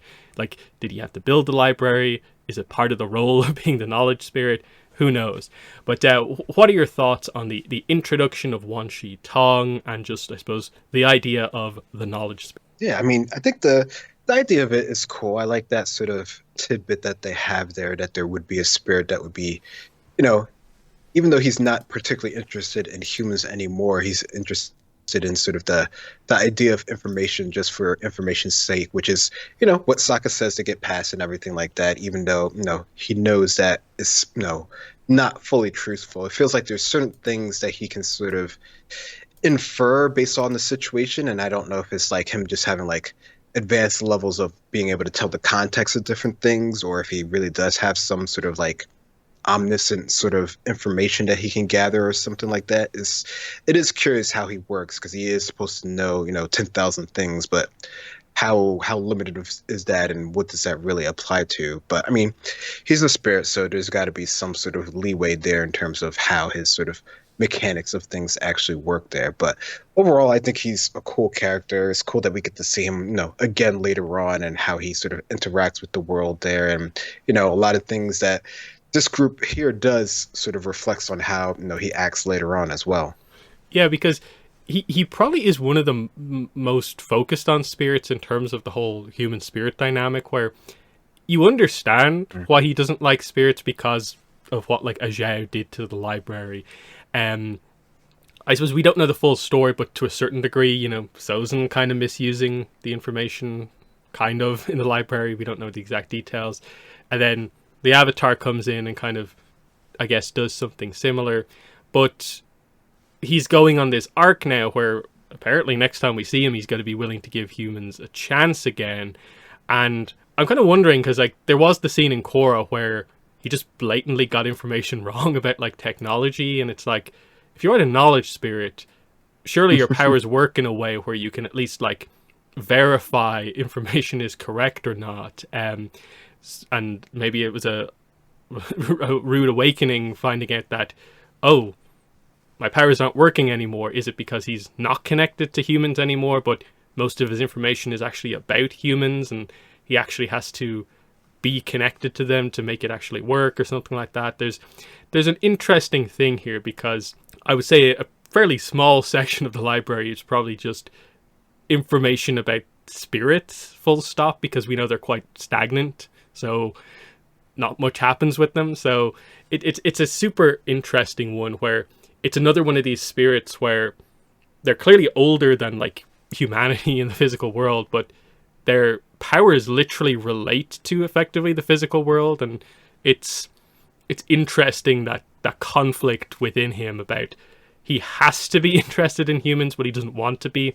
But what are your thoughts on that? Just the Wan Shi Tong relationship with humans over the eras? Yeah, no, that is really curious, because he's like, I don't know, he's a spirit of the human sort of nature and like intelligence and stuff over time, which is an odd thing, because usually they're like more like, you know, area based or theme based, or sort of like, you know, an aspect of, you know, sort of the environment or something like that. But he's literally like, you know, what, you know, the humans are about. So him being sort of disconnected from them would make, you know, his information and everything a bit more sort of stagnant, right? So he wouldn't necessarily know everything. And yeah, you would think that he would have some ability to sort of verify things, but if he's not connected enough, how would he really sort of know? And this could just be an element of just, you know, humans just sort of outpacing sort of what spirits sort of can do, or them just sort of not, you know, sort of, you know, feeling as connected to the spirits in general, which of course, you know, with the portals and everything that happens, you know, things sort of change, of course, right? So there's, you know, maybe there's another, you know, better link of connection after that point, or possibility for it. But yeah, it definitely feels like sort of that branch of cutoff, with him not having his library, you know, in the physical world anymore, that how would he be able to sort of know as much as he really would know, or current stuff at least. Mm-hmm. Yeah, and then even the library is super interesting, because as far as we're aware, like, apart from Wan Shi Tong himself and the Knowledge Seekers, would any spirit that we've ever met ever use the library like themselves? And like, what's the deal with spirits coming in, where I don't think it's ever been brought up if they're allowed in, if they have to submit information? Most of them even do that? Or is there different rules because it's humans or not? That's kind of an interesting point as well, because the library obviously like feels like it's a humanity construct, but it's an ancient spirit library related to this like all-powerful spirit who, as far as we're aware, predates humans even existing. So it's kind of weird, but hopefully we'll learn more about that sort of stuff as we go forward and see what happens with the library. But once they get in there's a few cool references here, where this is one of our first times pretty directly. We get a Line Turtle reference in the series, where Aang is literally reading a book, where we see like an avatar talking to a Line Turtle. So there's a really clear setup for kind of the dynamic we're going to go for in the finale, even if it's not like super direct. And we get a bunch of information like that. But Sokka finds this little piece of a scroll that says this date was the darkest day in Fire Nation history, but it doesn't say what exactly that means. So they have to find out why this is the case. They go to the Fire Nation section, but it's been destroyed by Zhao, of course. And this is where, in an interesting point, and we've seen this I think a few times, the Knowledge Seekers kind of help them to gain the information. So there's a weird sense of like, okay, the knowledge seekers are definitely like individuals compared to Wan Shi Tong. They don't just like go about things under his will, keeping them from doing stuff in the library. No, they just like, hey, you want to misuse the information? We'll show you how to do it over here in the planetarium. And so we find out this date was a solar eclipse in the past, and they realize this is when firebenders lose their bending. And so, hey, maybe we should find out the date of the next one is basically the plot point. But it's at this point Wan Shi Tong arrives, realizing that they're here to misuse the information. And so he just full on loses it at this point and sort of has his dark spirit moment here where he decides he's going to take his library back to the spirit world and keep it for himself. And this begins the sort of action sequence of the episode.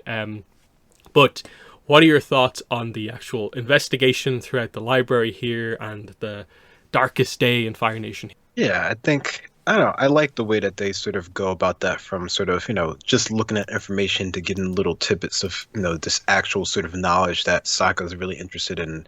And then, being guided to the actual way. And yeah, the Foxes definitely feel like they're their own sort of characters. Like you can even see when Sokka brings out the sort of paper, he's trying to sort of like hide it, and the Fox, is a little bit down at that sort of moment there. So definitely feels like they're their own sort of individual sort of spirits, just that they sort of work in tandem with the main sort of knowledge spirit.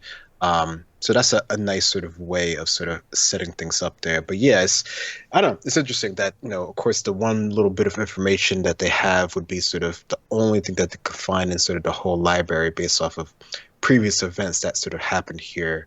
I don't It's definitely sort of a cool sort of setup, and the whole idea of how they sort of find out sort of what happened in the past, I think is a cool sort of setup. That definitely feels like, I don't know if that's something that I would necessarily think that the knowledge spirit would have. It feels almost sort of, I don't know, the ability to go into the future definitely feels more spiritual, but the construct itself feels very sort of human in nature, the way that it was created.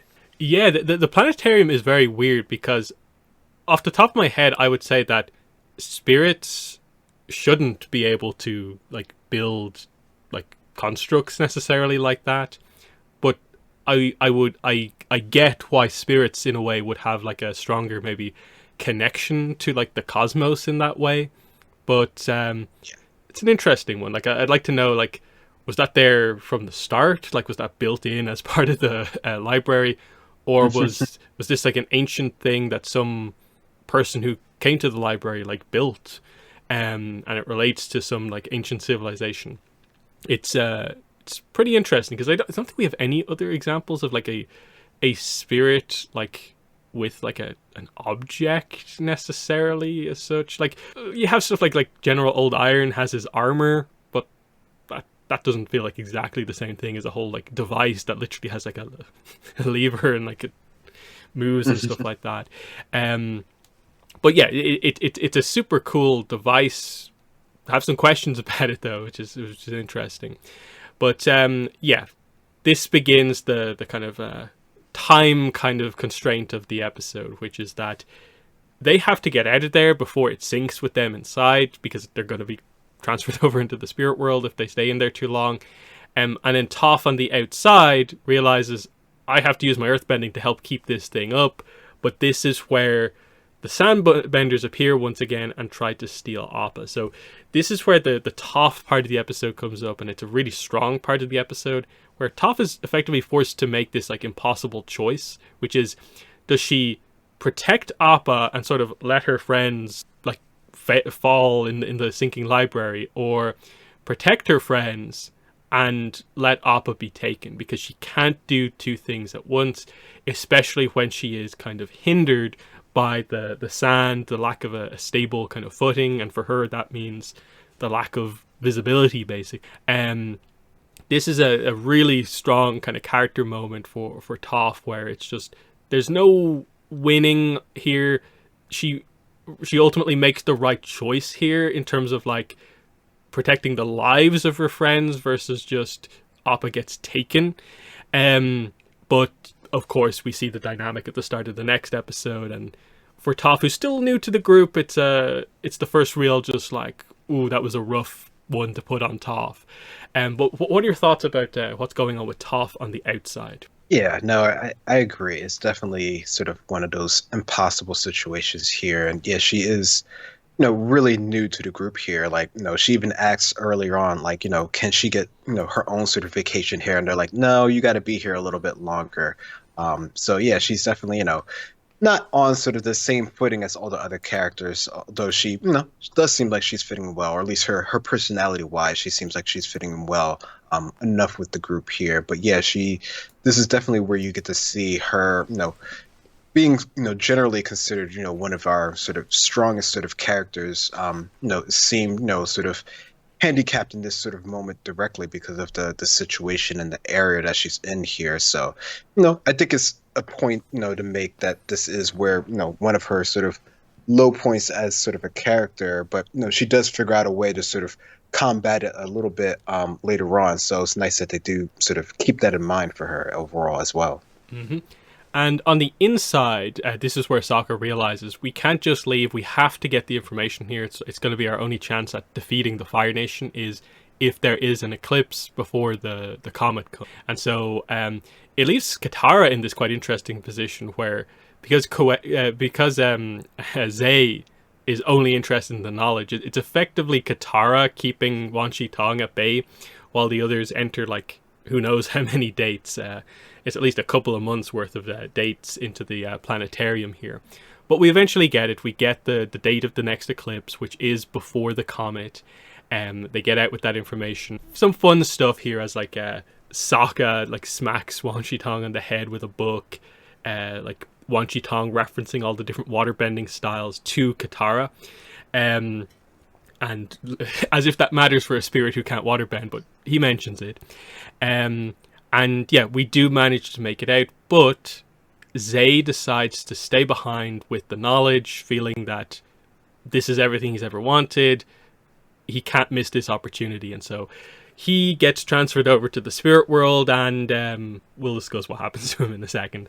But what are your thoughts on what's going on the inside of the library in the finale of this episode? Yeah, no, this is definitely the fun sort of serious action bit where they're having multiple things going on, trying to figure out the future events, which that definitely feels like something that spirits would, like we mentioned before, would be able to sort of attune.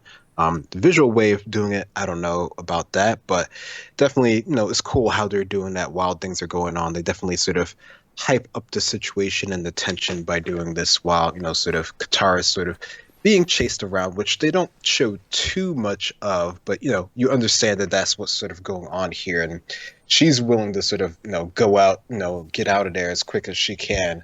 But yeah, and I do like the idea of him sort of explaining the other sort of water bending sort of techniques and stuff like that. And I'm sure maybe if Katara was a little bit more advanced, she probably could figure out some sort of thing, and that I'm sure that would sort of shock Wang Shitong in this sort of situation here if she was able to do anything with water bending here. But no, I like the little bit of Sokka style at the end there, just to sort of add a little bit of levity to the end sort of situation. Mm-hmm. And then final scene of the episode, everyone gets out and they think they've made it. They have the pathway to victory with the eclipse information, but they're then met with the fact that Toph, very upset on the outside, has to reveal to the group that Appa has been taken. And it's always a bad sign when Aang ends the episode like crying like this, because again, the episode has made it pretty clear Appa is a very rare creature. He's super important to Aang as like the only surviving air nomad thing from his own time. His animal companion, it's a really strong connection. This is devastating for Aang to see Appa taken. Plus, as I said for the next episode, they're also stranded in the middle of a desert here, so there's that as well. Very strong cliffhanger once again here. I think it just creates a rough situation where they have the key to victory, but can we even get out of the desert, let alone getting this to the key people at Ba Sing Se is the challenge. But your thoughts on the emotional ending? Yeah, no, it definitely brings all the feels here and all our characters, even the way that they visually do it by having them all sort of spread out at the end there, shows all of their sort of, feelings and isolation and, the situation and the tension. And yeah, I mean, whenever you see Aang sort of really sort of voicing his sort of emotions and feelings, it definitely feels like that's sort of like a dire moment there. And, they all sort of, I don't know, Aang's sort of mainly sort of concerned with Appa, but they're all sort of realizing that they're, sort of stuck in the desert here. And even Aang, if he goes to fly and find him, that's not really going to be enough to sort of get them all out or even get himself out of there because they have to sort of figure out where they are in order to get out there. So yeah, it's definitely, a sad situation here. You can see all the emotion on Toph and her being in this sort of situation that, she didn't really want to, and she felt sorry about it from the get-go. Mm-hmm. And then we go straight into 211, the desert, which for me, this is one of my favorite episodes of Avatar. I'd say it's mainly notable just because it's probably one of my favorite ones that is not one of the obvious, like, it's a part of a finale or a clear, like, 1-2 part or like a Boiling Rock part 2 or something like that. Just as like a mostly kind of to itself episode. This, I think, is just one of the more complete episodes overall. Like, there's strong character arcs for like a lot of characters here. It's a really amazing Katara episode in the middle of the book 2 Earth.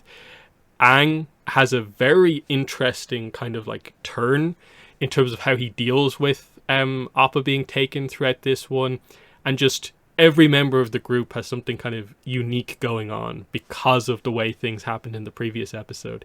Plus, we do return to Iroh and Zuko here, so we have that side of the episode with the introduction of the kind of Order of the White Lotus kind of dynamic properly explained to us here, which is super important, super memorable. And this, again, is where you can see that it's at this point in the season they're thinking about the ending, and there's much more of a sense of like plotting towards the end, in that the gang needs to bring the information to Ba Sing Se.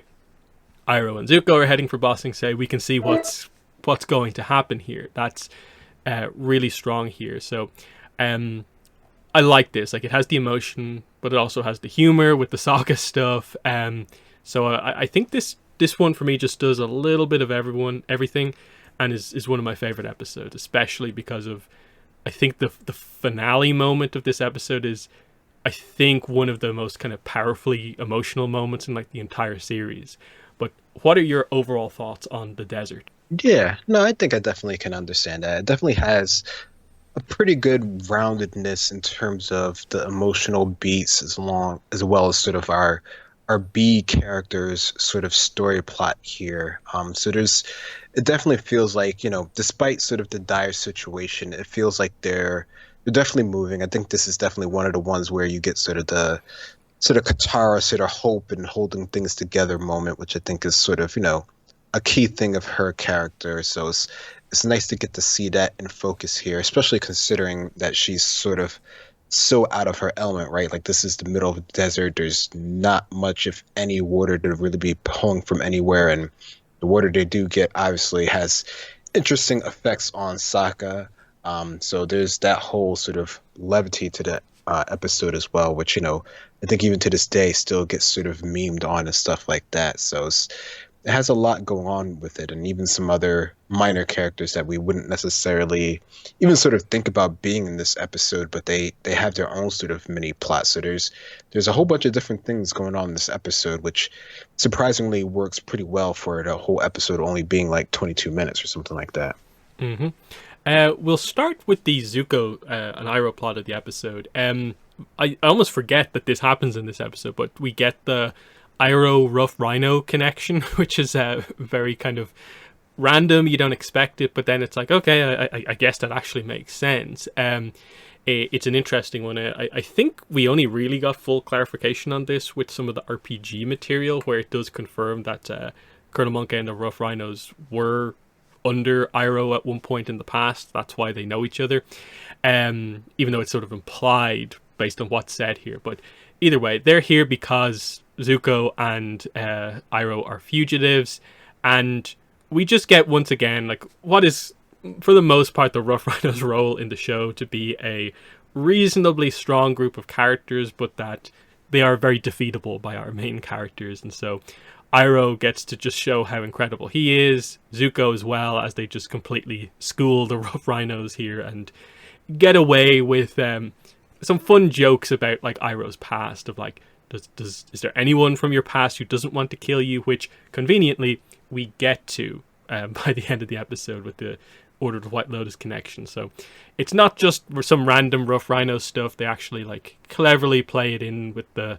Iroh's past coming up bad at the start, but good in the end. So what are your thoughts on this, Iroh and the Rough Rhinos? Yeah, I think it's an interesting way to sort of, integrate sort of Iroh's sort of history here and sort of, play off of this sort of bit in terms of finding a way of getting him, or getting him and Zuko sort of help in the future here. So I think that's, it's really nice that they have that sort of way of starting this sort of side of their sort of arc in this sort of book, right? Because they have this whole thing of them sort of being on their own, they're reconnected together, but they're still, wanted, and they still have to sort of figure out how to navigate the world that is all sort of against them. So it's nice. I really like that we have this sort of, side group that, is, more or less just sort of like a punching bag, right? Like they're, like you said, they're easily defeatable, but they seem like cool characters. Like they have their interesting dynamic. Each one has their own individual thing,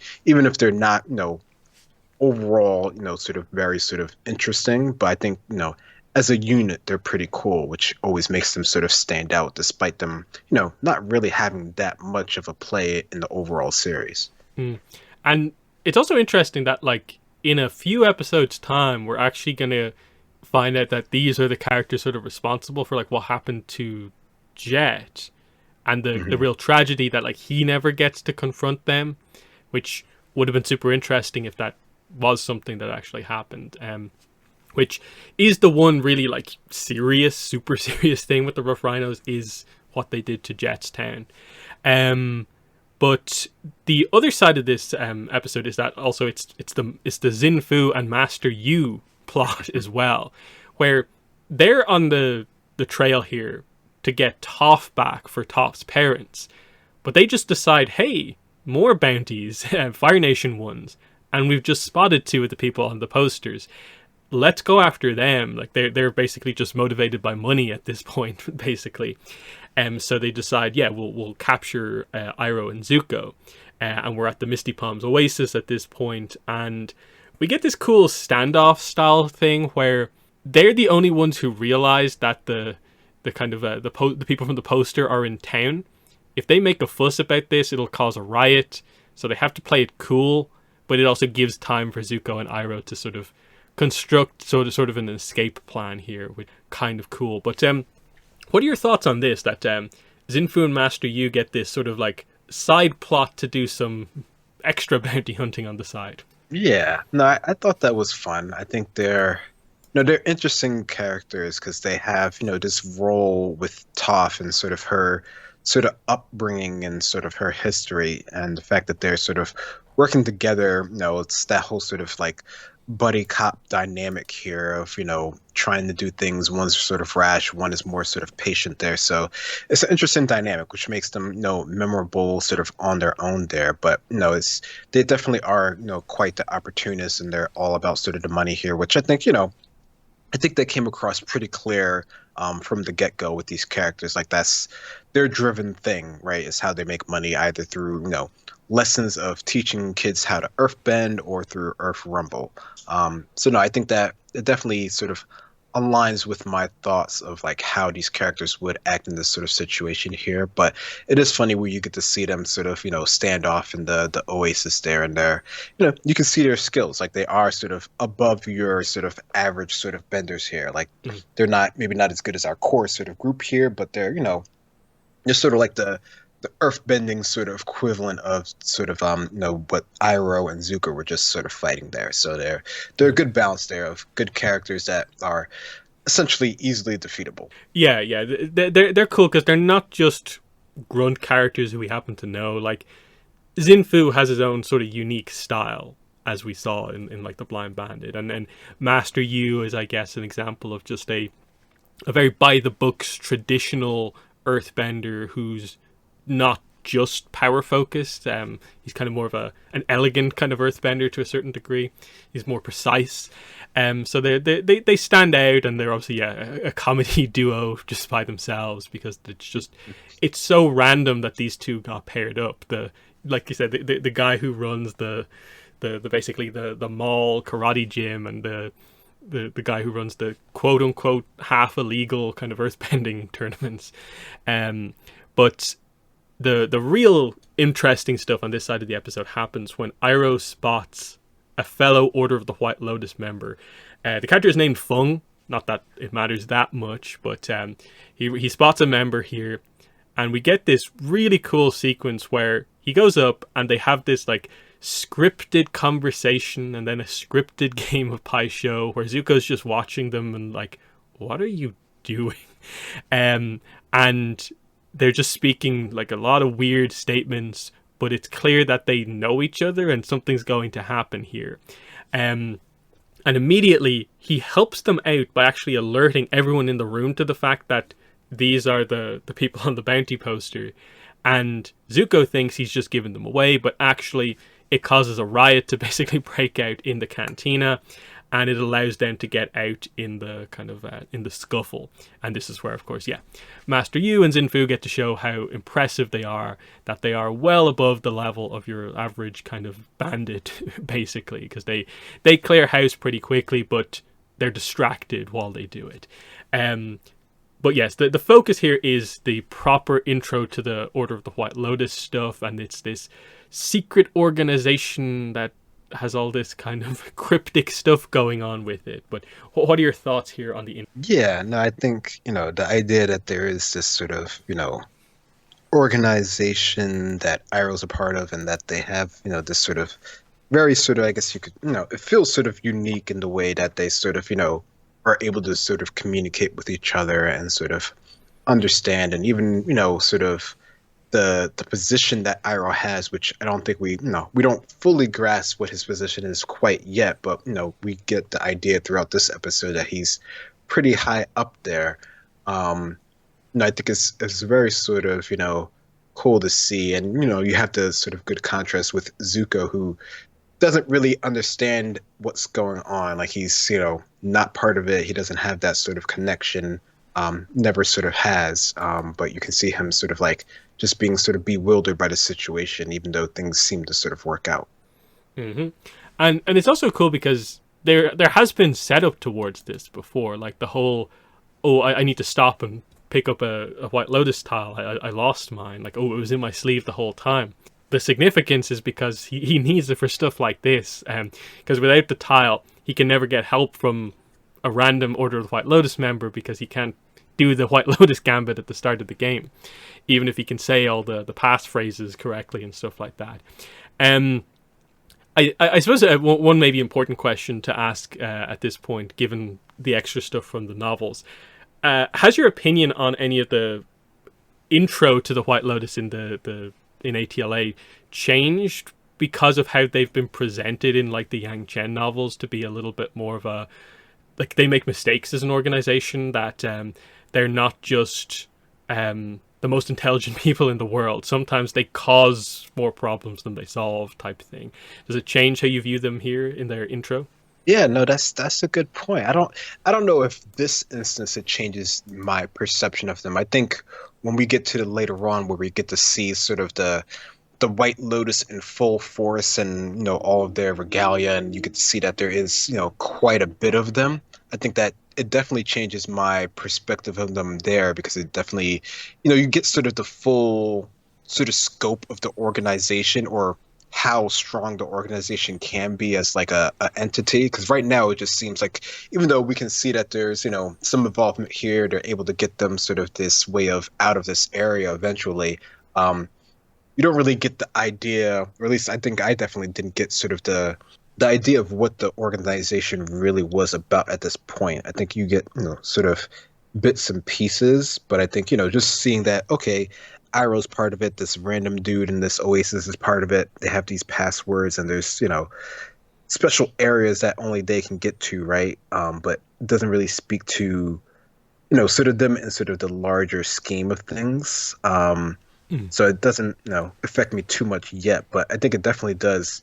Understanding sort of the White Lotus and sort of their organization and sort of their structure and their hierarchy. There's a lot there to sort of unpack when we get to it later on. And I do wonder, since we have seen how Yang Chen confronted them sort of directly and knowing the passcodes and stuff like that, would there have been a way for Iroh to get past this without having the White Lotus tile? I wonder, especially considering his position and his ranking, would there have been another way for him to sort of get help in this sort of situation here? I don't know. I wonder. Yeah, I think the only thing it makes me think about is just sort of the idea of, like, ultimately, it's like, how did a lot of the kind of like Grand Lotuses actually like meet, and like what were they doing over the last few decades and stuff like that. It's the question of like, when do the Order of White Lotus actually decide to act? They obviously, like, when they did, they accomplished something, but it was right at the end when like most of the work had already sort of been done, and they just got to be the extra surprise force that we also have to take out this other location. Whereas, like, did they have another plan to somehow stop the war, or was it more along the lines of what kind of presented in the Yang Chen books of like they're playing politics in the background a little bit, and like they're choosing not to get involved is a kind of tough decision because they could do something. That's probably where we'd need more kind of time with the characters. I'm guessing the likes of like Zhang Zhang and Iroh were just restricted, because if they were ever publicly seen doing stuff like against the Fire Nation, it would be, worse, and it would risk maybe the entire organization. And so maybe they did in this case have to, and it was the right thing to wait for like the Avatar to be in a good position. But it's somewhere I'd like a story about like just that question of like, why now, why weren't they organized earlier and stuff like that. But I don't know, do you have any thoughts on that, their choice to act when they did? Yeah, no, I think that's very important to understand for them in that point of view, because it's been so long, and we know that they have people in all sort of places and positions of power, right? As we can see, like they had someone who could have been the Fire Lord of the Fire Nation, right? So they have people in all these positions, and they definitely have the means to sort of act. But yeah, there's sort of wait and see sort of approach, which we've seen from Yang Chen's perspective. She's not really about that sort of way of doing things. So it's definitely something to understand sort of their true sort of motives. And then of course, when we get the Korra, they're sort of like out in the open, right? So there's a whole different sort of way of them interacting with the world at that point there. So like, what was the sort of turning point in their sort of, way of dealing with the world's sort of affairs, right? Like, what was the turning point there that sort of changed them from the way that they were before? Maybe because they saw that they waited too long during the 100-Year War, that they felt they needed to be more sort of active there. So I don't know. There's definitely a lot to unpack there that probably could be a story on its own, that would be pretty intriguing to a lot of people, I think. Like there's a few interesting connections with Order of the White Lotus stuff, kind of that's already happened, in the sense that, like, say, Piandao has helped Zuko with his sword training at some point, and I'm guessing Iroh has facilitated that somehow. So that's like a subtle Order of the White Lotus kind of connection in all of this stuff. Yeah. And so on. And then you sort of wonder, like, is the lightning redirection in any way connected to Paku, and he was up north at some point, or when exactly did that happen? There's some interesting questions. But it's overall interesting. The final few scenes here are just that Fung and Iroh have a kind of secret meeting together that Zuko is not allowed to be involved in, which is where they figure out the plan, which is that, okay, Iroh and Zuko are going to go to Ba Sing Se as refugees. The final thing that they have to do is just get them past Xinfu and Master Yu, which they do in some big plant pots, and they're able to sneakily kind of get by. And yes, they're on their way now to Ba Sing Se, with the significance for both characters being that obviously it's Iroh returning to the moment of his great failure, and then it's Zuko feeling like what is this like trajectory basically? Why are we going to the Earth Kingdom capital? What do I want to do?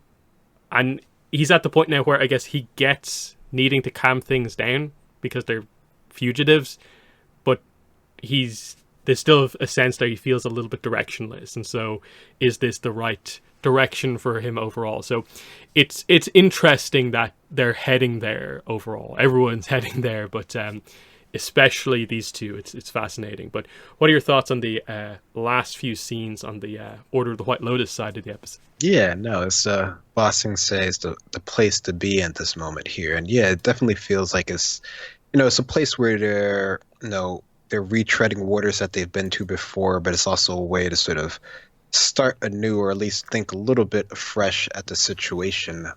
So yeah, I think it's cool that that it's all sort of, coming together in this sort of moment here. I think that's a nice sort of setup for the future. Mm-hmm.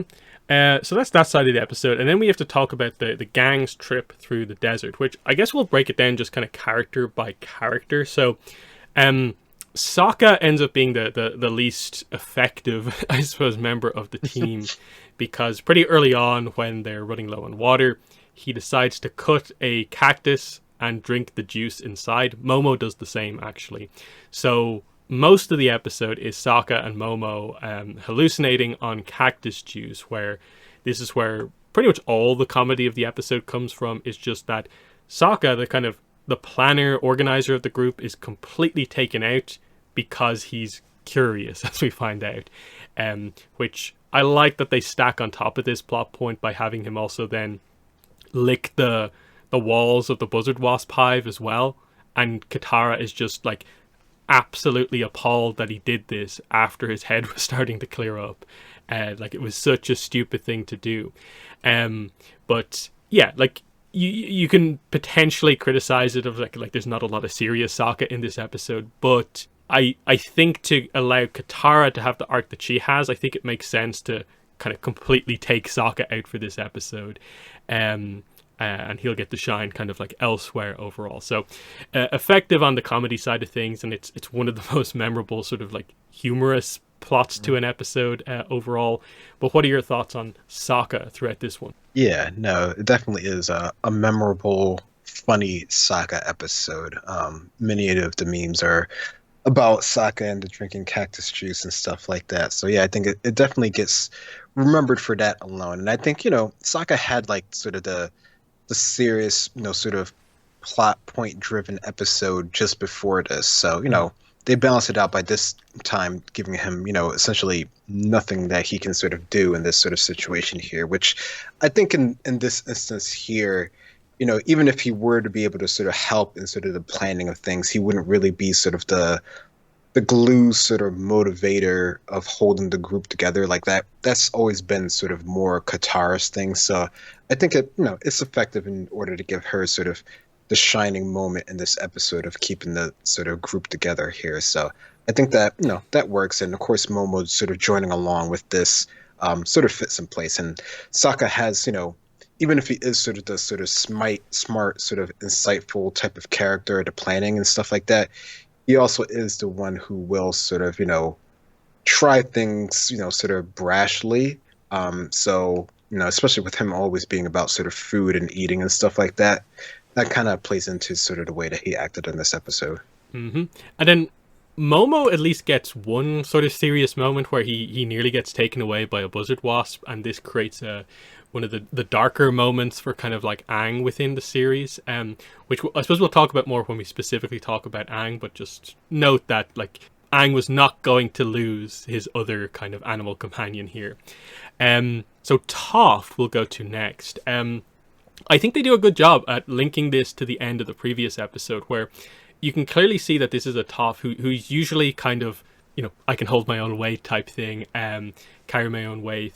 She's usually quite confident and outspoken in a lot of scenes. She's a bit more quiet here because you can tell she's struggling to like move around properly, to see properly, because they're walking through the shifting sands.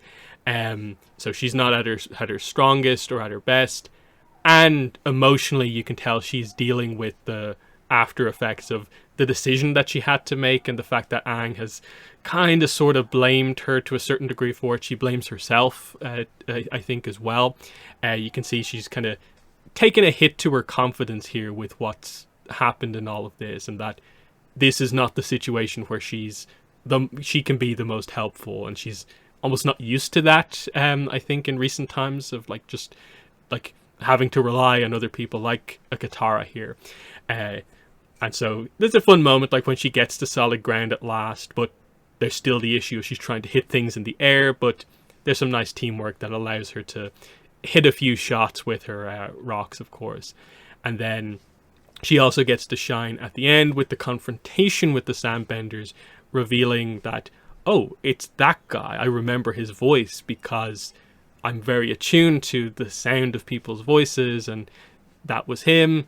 And she's able to, help identify what actually happened at the end there. So Toph is actually quite kind of impactful here, even if maybe Aang and Katara are more of the focus characters of this episode. I think they do a really good job at the aftermath of what happened in the previous one. But what are your thoughts on what they do with Toph here? Yeah, no, I would agree that despite her being sort of a bit sort of pushed back in her sort of, physical sort of combat sort of prowess here, because, the sands and everything sort of impair her vision to such a strong degree here, she definitely does have some key moments where she's able to sort of, help sort of the group here. And, she does have, strong abilities overall. But yeah, I think, she's also, the youngest character out of them as well. So being sort of thrusted in this situation would be hard on any sort of person, but even for her being a bit sort of younger and not able to sort of help herself when, just a couple episodes she was, saying that was her whole sort of thing. It really sort of comes down on her being sort of guided by Katara here, something that we wouldn't have necessarily sort of like expected to happen so soon, especially considering everything else. But yeah, I think, she is able to do something. She is able to key in on the voice. So I think that's a key moment, and that sort of, helps her maybe get a little bit back into sort of the graces of the group, or at least with Aang in this sort of situation. And then as a bit of a side point, it does seem like off screen, I guess we never really see it happen, she does train to be better with sand, to the point where she becomes like a pretty impressive sandbender by the end. She doesn't tend to use it that much, but like you'd probably say she effectively has kind of mastery level at this point. So the idea is that I guess she can see a lot better in sand now, and better knows how to use her bending within sand as well. So would like to know how she specifically kind of did that. Like, did anyone help her, or does she just do it on her own? But she's one of the best earthbenders. It makes sense how she's going to evolve her skills. She probably already benefits just from the trip here in terms of adapting to. Cool to think about. Next we'll go for Aang. So it's interesting that the main character is not the main character of this episode, but a lot of it is informed by the fact that, of course, he was very emotional at the end of the last episode in terms of crying, sad about the loss of Appa, but it turns into anger and frustration in this episode, where initially he is blaming everyone sort of for what happened, but deep down you do know it's just that he's upset that like his oldest friend, his animal companion, has been lost, and he has no clue if he can get him back. And so he's trying to do a lot of stuff on his own, where he storms off to search alone, and isn't the nicest to the rest of the group over the course of this episode, though it is understandable to a certain degree. But I like how this plays into like his arc for book 2, because like you can connect this to the Avatar state, you can connect this with the upcoming kind of couple of episodes surrounding like Hope, and then into like his like attachment arc as well. That this is the sort of like prequel effectively to the Katara attachment arc, is that this has always been the case. We saw this as early as like episode 3. Aang struggles with the loss of people close to him, and like doesn't deal with that stuff the best, and because he's the Avatar, it activates the Avatar state.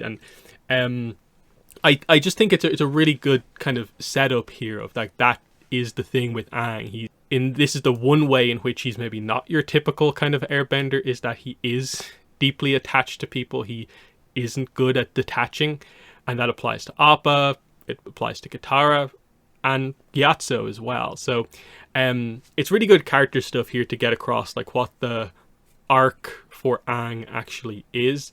And with what we explore over the next few episodes, I think they do a good job here at just like he's short with everyone in this episode, but you get it ultimately that Katara, I think, is aware that, oh, I'm going to have to help him through some of this stuff. He doesn't know how to deal with the loss of Appa super well.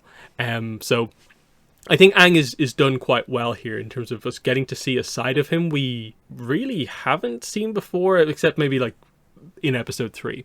But what are your thoughts on Aang in this episode? Yeah, no, I think the loss of his animal companion is, I think it's a very sort of, heartbreaking and serious thing for him. And like you said, like, being his sort of like connection to his past, his only sort of real sort of direct connection to his past. It means sort of like everything to him. So you definitely get that scene, the way that he's sort of, interacting with the group, how he, barely, is sort of shortened, sort of getting the water from the cloud and the air and sort of going on his own. Like he's not really feeling the situation at all and is sort of venting his frustrations, which, for anyone who has such a close sort of relation, you can sort of see the idea behind it. And, we get to see sort of in Yang Chen's even more so sort of the idea of like the companion and their sort of, their sort of air nomads. So it's, it's a real true sort of bond there that they have. And, with him sort of being disconnected and, like you said, not knowing how, he could even find Appa, you can see sort of the distraughtness on his sort of whole sort of being in this moment here. And, like we mentioned about sort of when Momo was getting taken and how he sort of reacts to that, I think, it definitely shows you sort of him sort of at his most sort of like out of characterness, but it's sort of, it makes sense based off of his character and how sort of attached to things that he would sort of act this way in this sort of moment here, which is something that you would almost sort of never see from him in almost any other sort of type of situation. Yeah, because this is sort of like ultimately Aang is kind of given the sort of like Anakin Skywalker arc. It's sort of like how do you deal with loss type thing, and in one side it goes well, and on the other it doesn't. And at least to me, I've always viewed Aang's arc as, to a certain degree, kind of realizing that what happens in this episode shouldn't happen, where he kind of gets away with it here because he quote unquote like kills it's only a buzzard wasp, whereas like Katara to a certain degree maybe saved him from hurting like a lot of the sandbenders when we get to that scene. The fact that he's very much about like I don't attack people, or use violence unless it's absolutely necessary, but he did save Momo and then attack the buzzard wasp who was going to go after Momo. Shows you a little bit of that sort of like dark side style moment, but you can see as we go through the remaining episode that he definitely learns to, I think that the kind of the core, the truth of the like attachment arc that the guru tries to teach him, which is just like, it's not that you can't have attachments, it's just dealing with attachments and like the loss of them in the right way. And he does handle the Katara situation better than what happens here.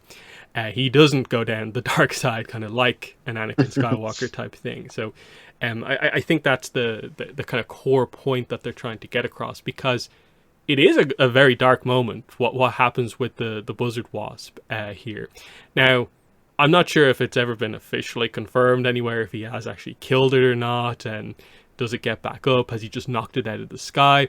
But either way, the idea is he has attacked something after having already like saved Momo.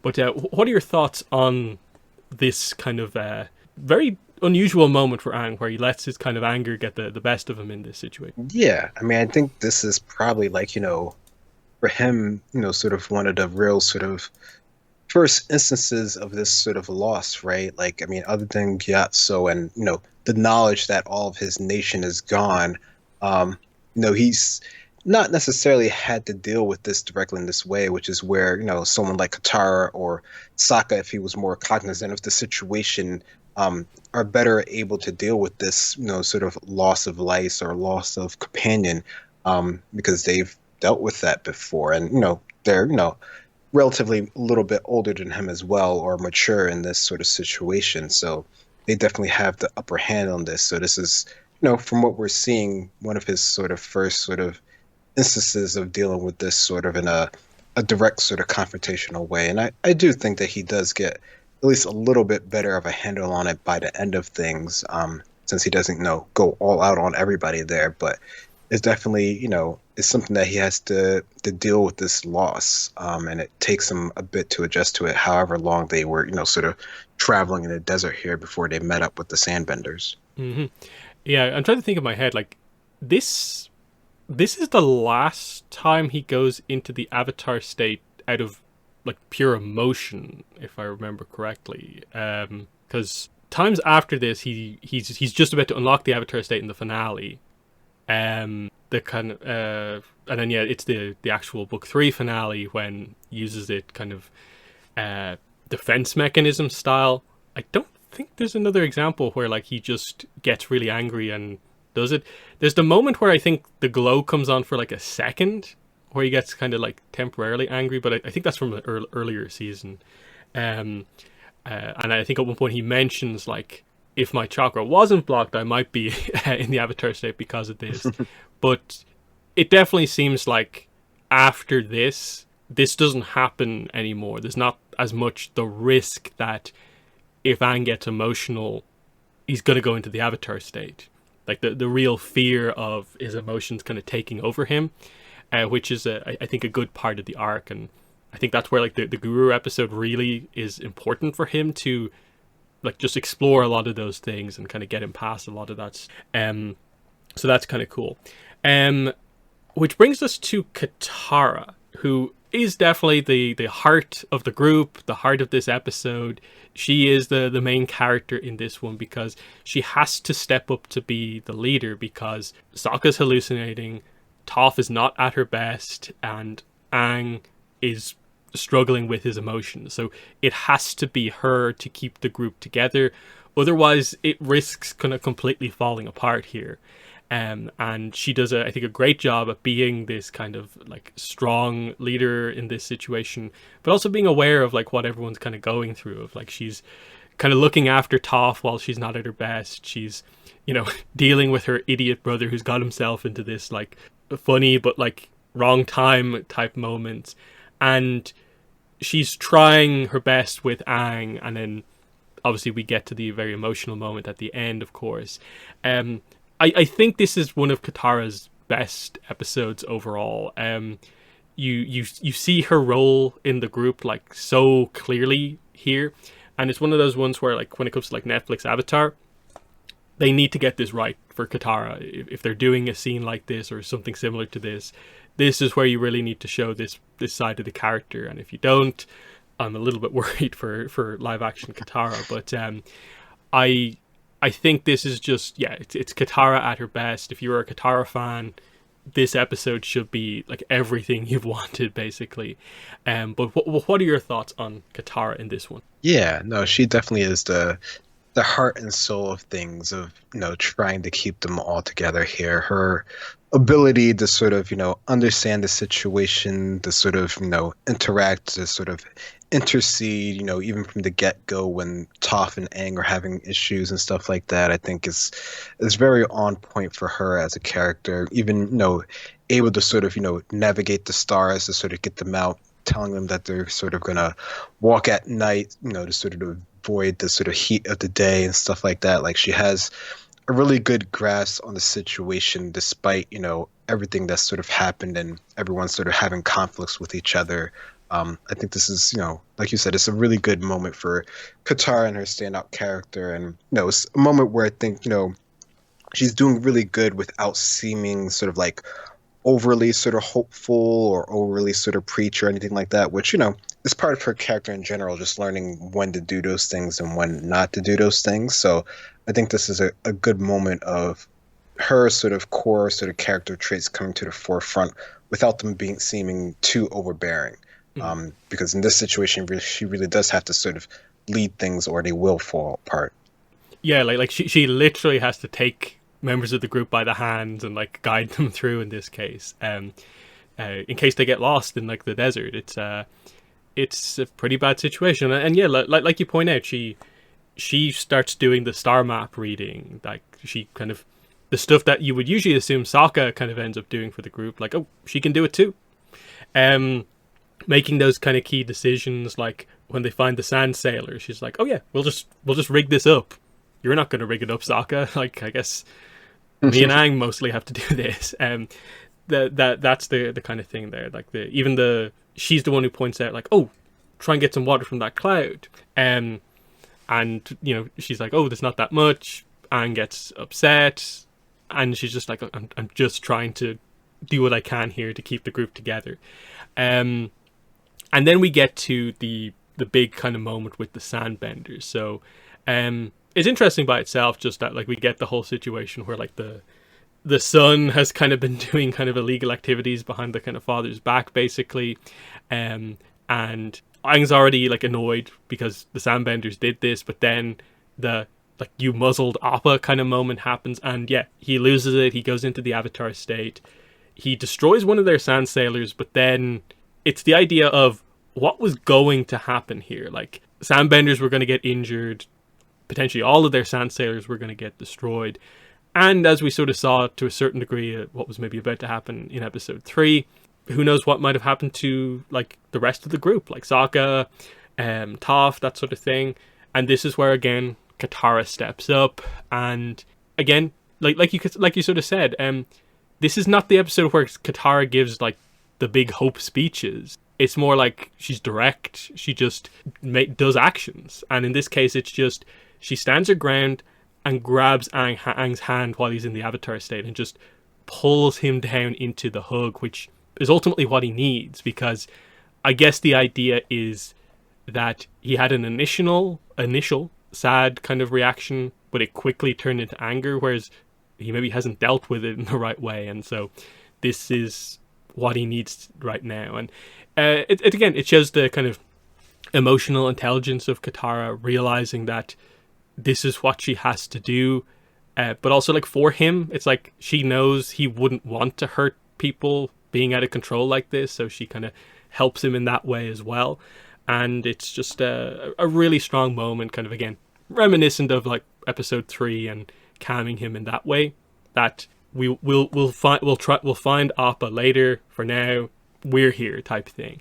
So what are your thoughts on the big Katara getting Aang out of the Avatar state moment? Yeah, no, I think this is like from before. She definitely has a good read on the situation here, and now she has more sort of experience. Like, they've been together for a longer period of time here, so Katara is able to sort of like directly sort of confront sort of Aang in sort of a calm and sort of emotional way that sort of breaks through sort of the wind, the literal wind that's sort of flowing around him and everything like that, in order to sort of make him really sort of deal with the situation. Because like you said, like he's gone through a couple phases here of grief and everything else, but he hasn't actually dealt with the situation at all directly here. And being told what was actually done to Appa is just a point where it's too much for him to sort of handle on his own, and everything sort of leaks out here. And yeah, it does make you wonder what would really sort of happen in this sort of situation if he was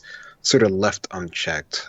Like how far would his rage and everything sort of gone out in this situation here. But I think it's really good that Katara was able to sort of see through things and able to sort of connect with him, because he had to confront the issue directly in this moment. And it's not all solved or anything like that. There's a lot more to go to it, but at least he's starting to deal with it. And I want to praise the animation as well on just that moment of the way Katara's face is drawn is I think one of the best like expressions you have here, because there's so much to it in that moment where she has to express like a certain amount of like disappointment in the idea of like, no, Aang, this is not the way. There has to be like understanding in it as well, and just like a variety of different emotions. And I think they just got it like perfectly spot on. And like I said at the start, it just for me, it's one of the best emotional moments kind of in the show. So it's why it's one of my favorite episodes overall. But that is The Desert. So yeah, pretty strong stuff overall, and we are then from here into the kind of Journey to Ba Sing Se arc. On the next podcast, we're going to be reviewing the Korra Book 2 Spirits finale, Light in the Dark, and the episode 12 and 13 of Avatar. So that's Serpent's Pass and The Drill. So interesting selection of episodes. We're going to be halfway through Korra, and as of, I guess, this episode, we're also halfway through Avatar. So interesting that we're pretty much there, halfway through the rewatch at this point. So that's pretty exciting. And yeah, those should be some good episodes for next time out. But yeah, that's been episode 282 of the Avatar Online podcast. It's been myself and Greg. Thanks for listening, and bye. Bye-bye.